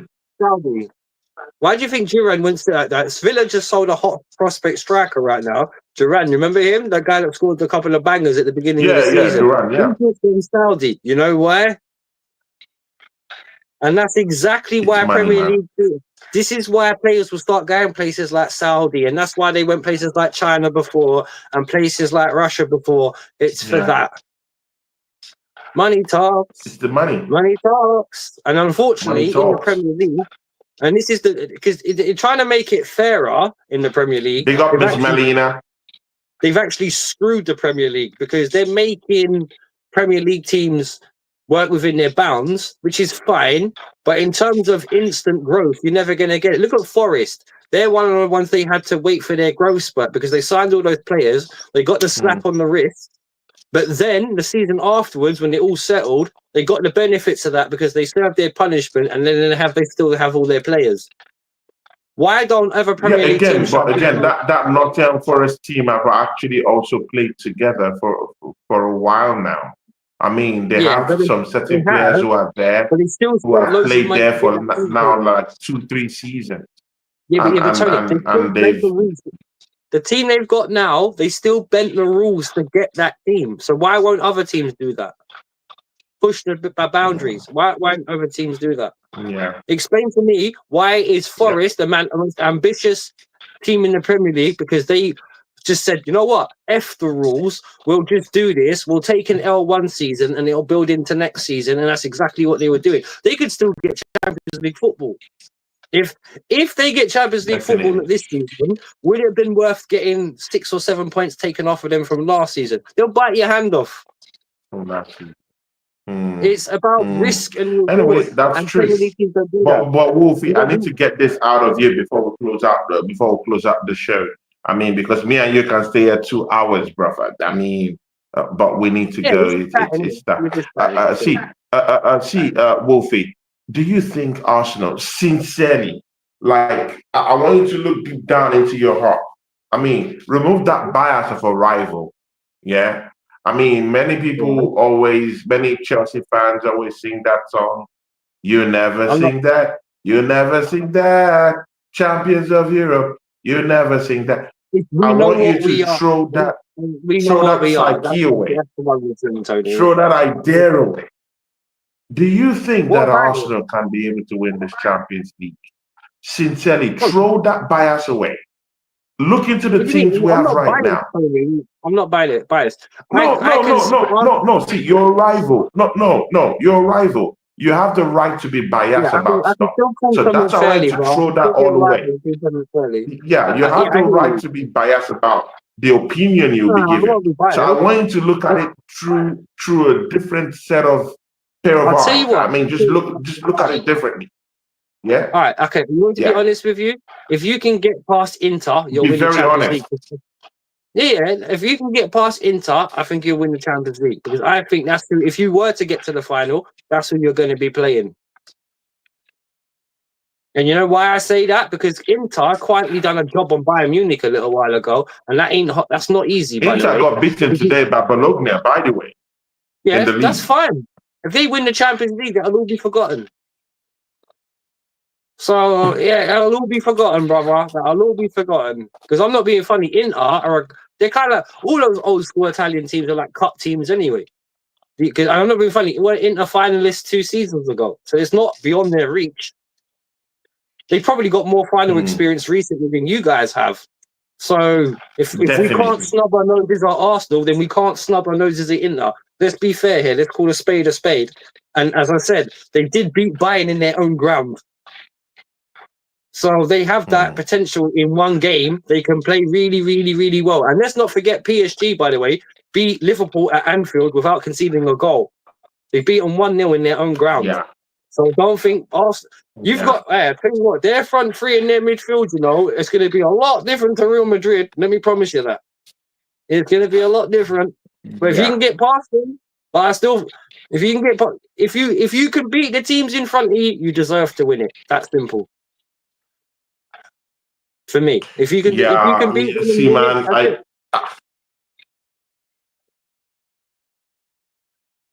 you were saying something. No, I was going to say, if you can beat the remaining you were saying something. I'll allow you finish. No, I was going to say, if you can beat the remaining teams in front of you, you deserve to win it. It's that simple. You can only, if you're in it, you can win it. Me, personally, I haven't got no problem. The only team I never wanted to win the Champions League was Man City, and they've already done that. So I've got no problem with Arsenal winning the Champions League. So, but yeah, if you can win it, you deserve to win it. That's it. If you don't win it, then you don't deserve to win it. The trophy will only go where it belongs. That's just how I see it, and you know that as well. Okay. Let's call it. Let me give you a fun fact. Go on. Vinicius Jr. has just put Real Madrid 1-0 up against Athletic Bilbao. Athletic Bilbao is a decent team in the Spanish La Liga. They're in the Europa League semi-final. Now, that's a Vinicius Junior scoring today against an Athletic Bilbao. Because I've heard people saying, "Oh, it's finished. It's this." It's not finished. Arsenal made him look like that. We made Real Madrid look like garbage, complete shit. That's what we did to them. Yeah, because right now we're going to even see Kylian Mbappe maybe score more goals from now to the end of the season. That team is not completely garbage. Arsenal made them look like that. Rubbish. We made them look like that. You know, I've been hearing people saying all sort of stuff that no, they're finished. No, they're not finished. They are finished. They're not finished. They're not finished. We made them look finished. So, I mean, anyone who wants to dispute that fact, no problem. But Vinicius Junior, I'll just put them 1-0 up. Just to let you know, you do realise Valencia beat Real Madrid at home the weekend before you played them, right? And they're 15th in La Liga. Do you watch Spanish football by any chance? Bro, I watch Spanish La Liga, bro. I watch Spanish La Liga, bro. So but again, because it's... but again, see, Wolfie, when we say when we make those type of statements, it's going to make performances like the one that, for example, Jurgen Timber gave. Locked Vinicius Junior. By the way, that goal has been rescinded by VAR. That goal has been rescinded by VAR. But you know what? Yeah. Performances by people like Jurgen Timber on the day, it diminishes what they did on that day. It diminishes what people like Maslow Skelly did on the day. In what way does it diminish it? Defend. Yeah, but no. Saliba, what he did to Kylian Mbappe. What's wrong with saying? I mean, let's not take anything away from what they did to them. We made them look like that.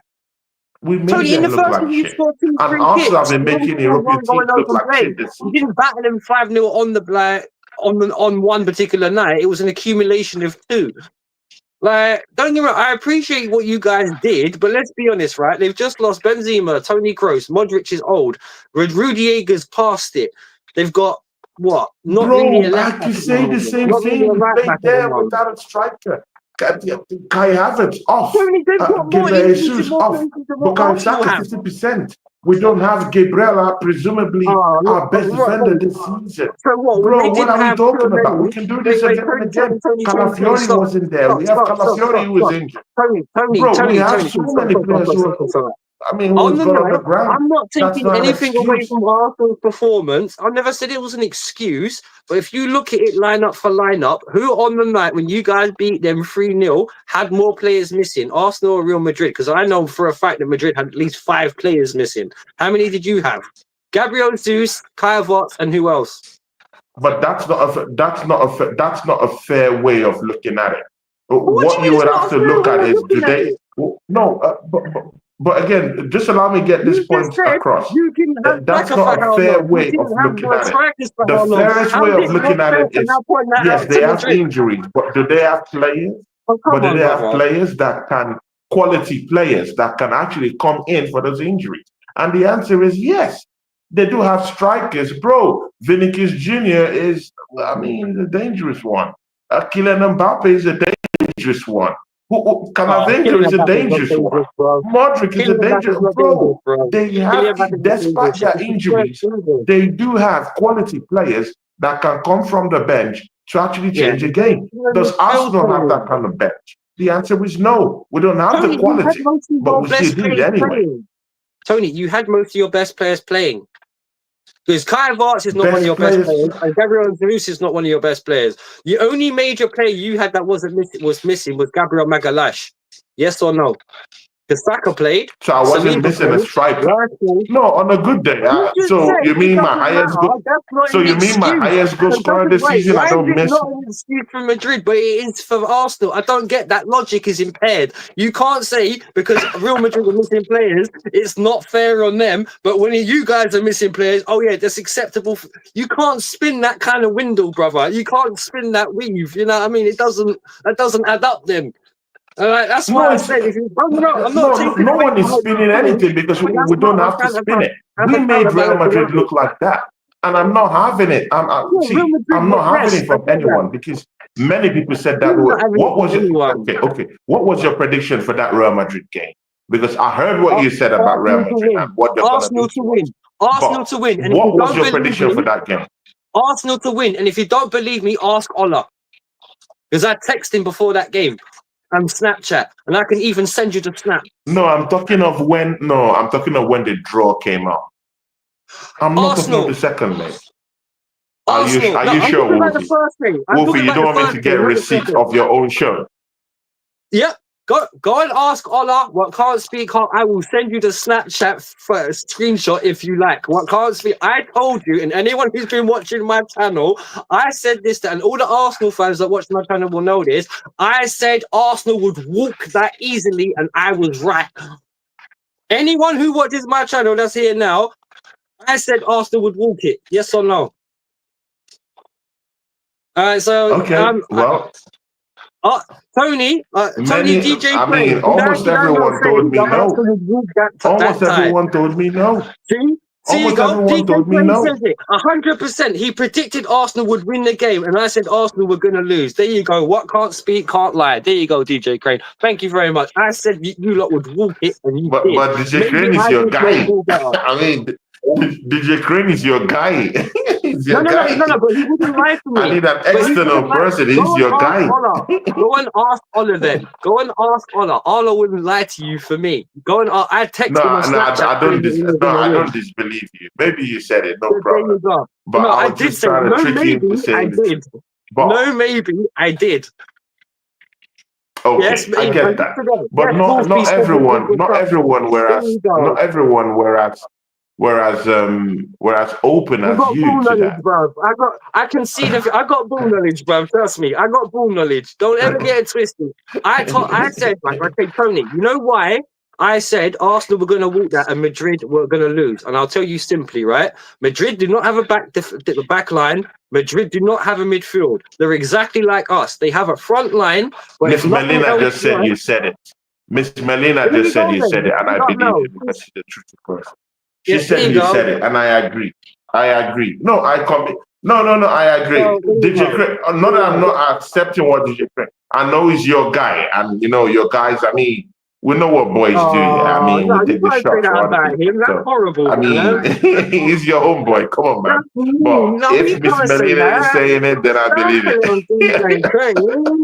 And big up here to there as well for saying that as well. 100%. Big up to everyone. Big up to DJ Crane. Big up to Miss Melina. See you guys. Miss Melina still streams, so please, guys, go to her channel and show her some love on her channel. I mean, she's always someone that has always helped me out too, and I think she pops into your show too. Wolfie, yes, sir, she comes to your channel too, Miss Melina.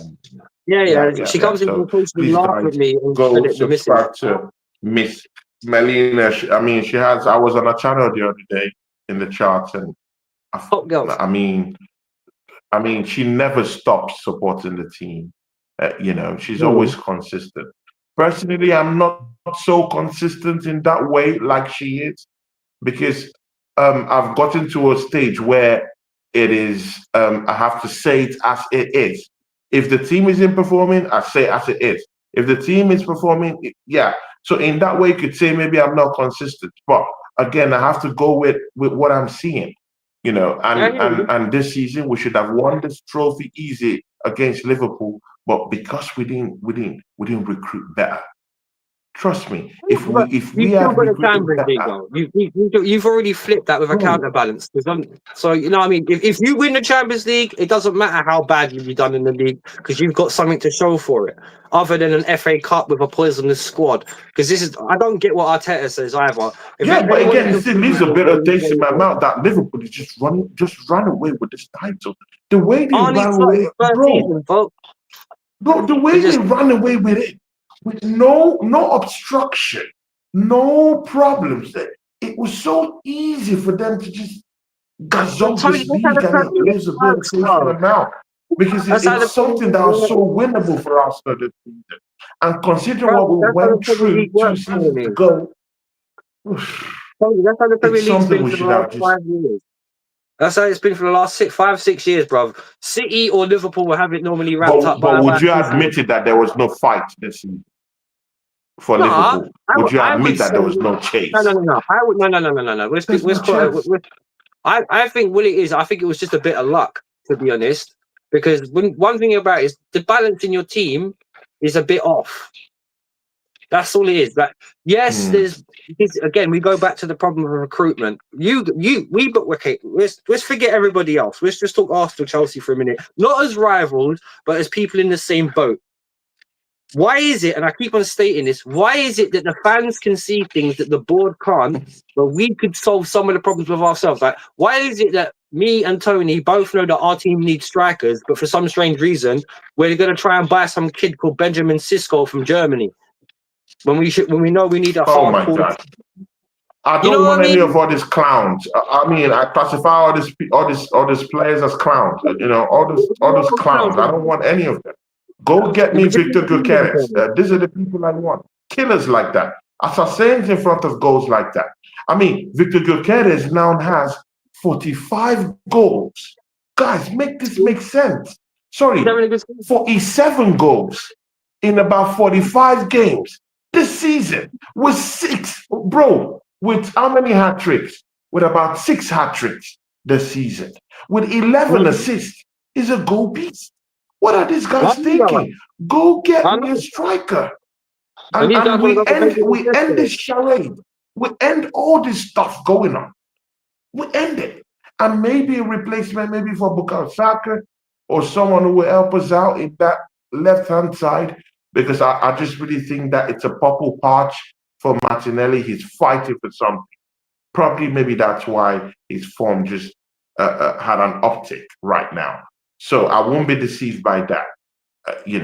Let's go get in a Nico Williams from Athletic Bilbao and bring in someone who will help out in that number 10 position. I'm not saying sell Odegaard. We need squad depth. So bring in someone in that number, someone who would help out in that number 10 position. Likely bring back Fabio Vieira from. But also we have enough squad depth down there. People who would play in the FA Cups and in the Carabao Cup. And bring in someone in that defense, additional, someone who will be down there. And we also have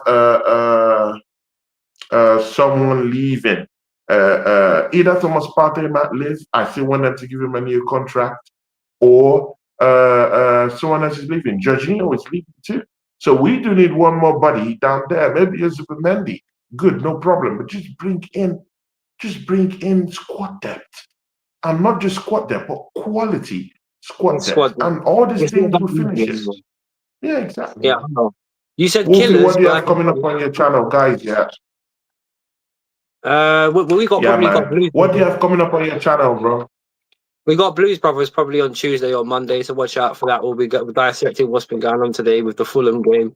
We'll be getting into general chit chat and talking about what should be the priority now. Maybe we might even just talk about what you're talking about. Maybe should we prioritize the Europa League over Champions League? Is it worth it? Can we get it? Etc. But you can catch me and JPT there, my brother, keeping it real Chelsea. Hey, JPT, another real one. Yeah.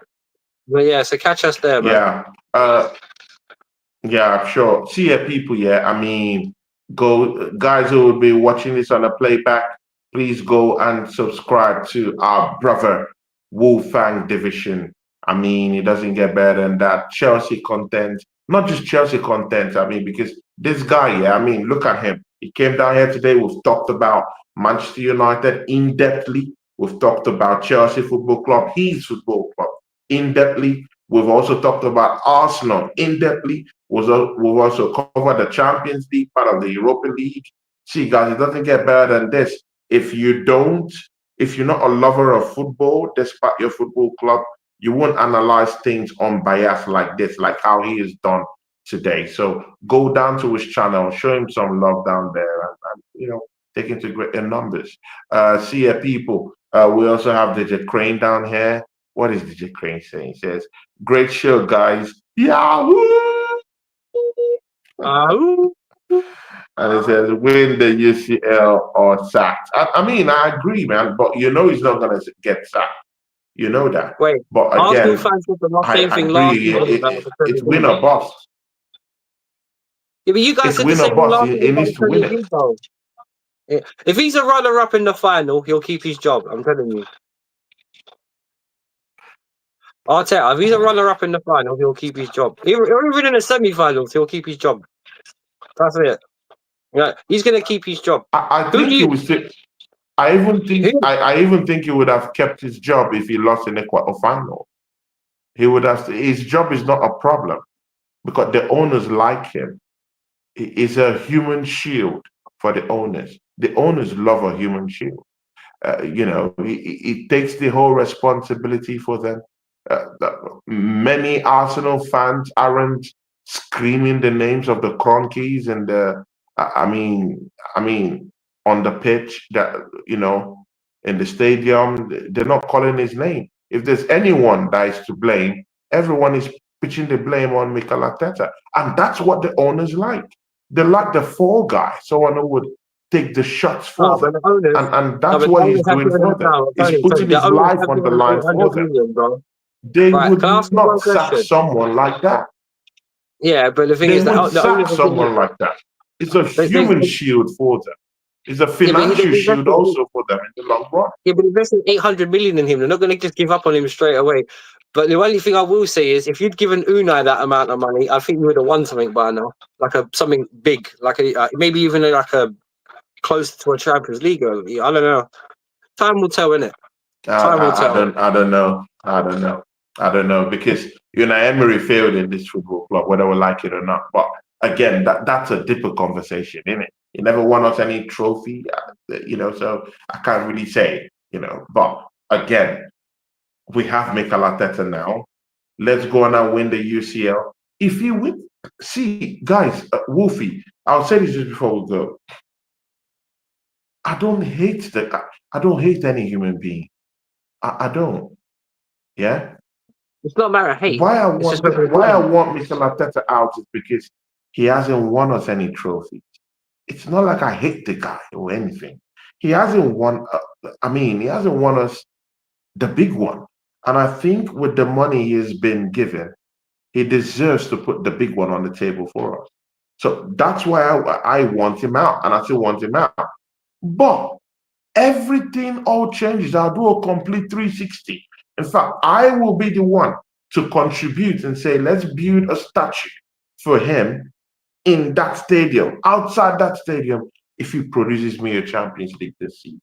If he does that, I'll do a complete 360 and I will lead the fight for him to stay in this football club. Well, that's for Arsenal fans and you to decide. But you need to give us ammunition.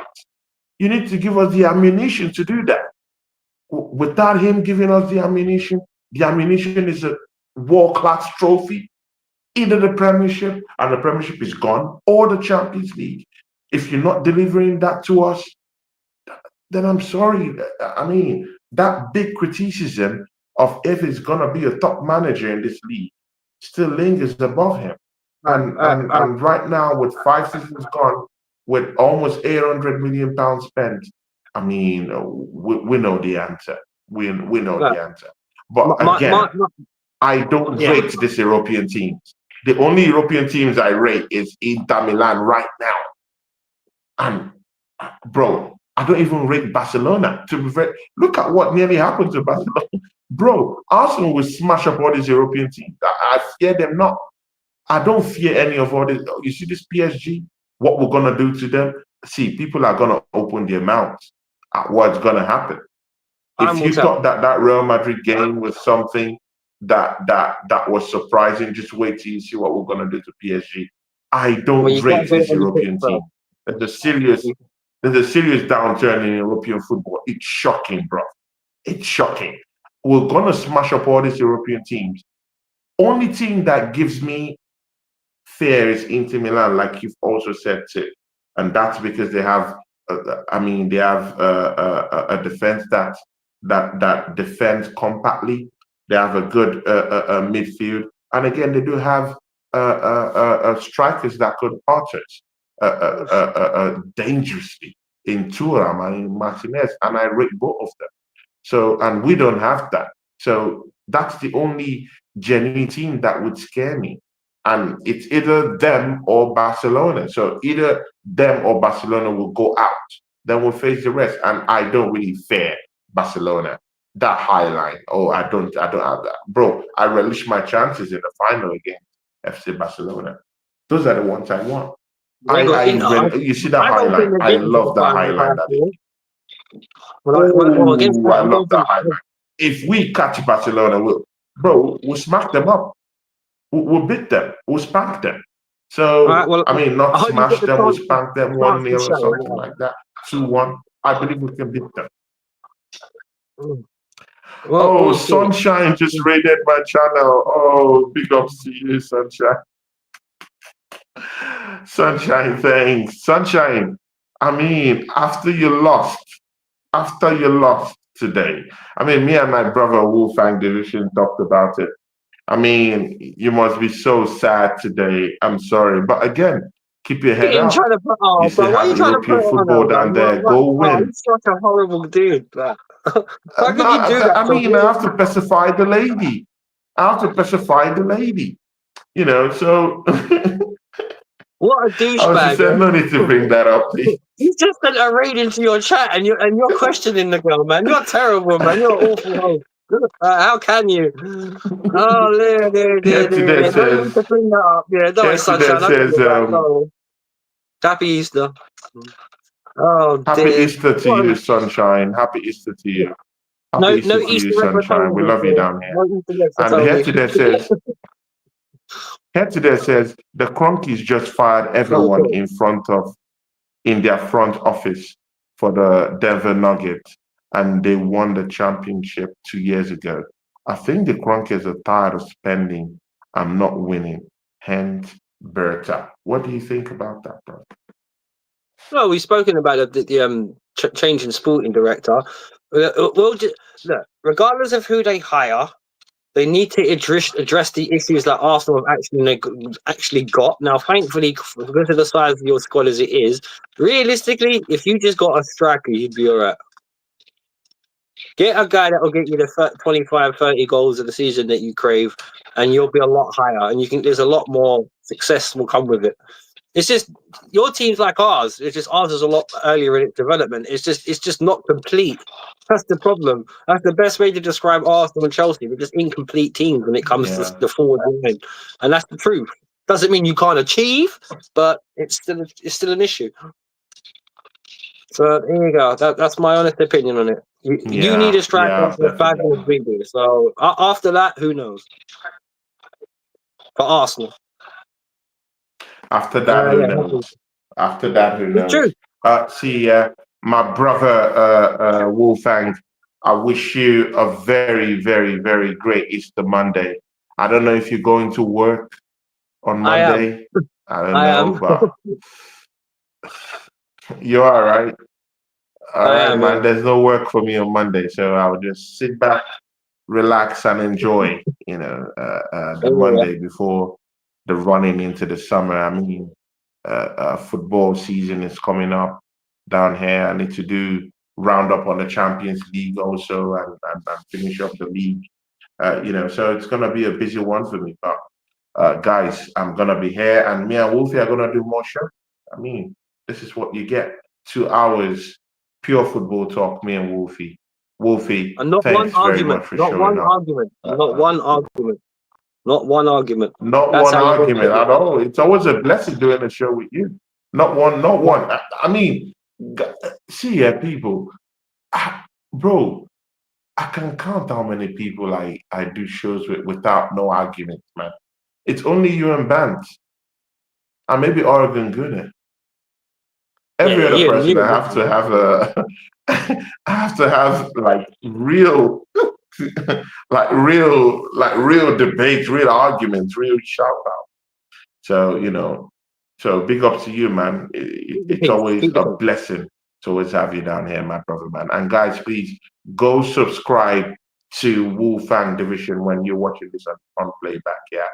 And from me and my brother, Wolfang Division, we are out. Peace, people.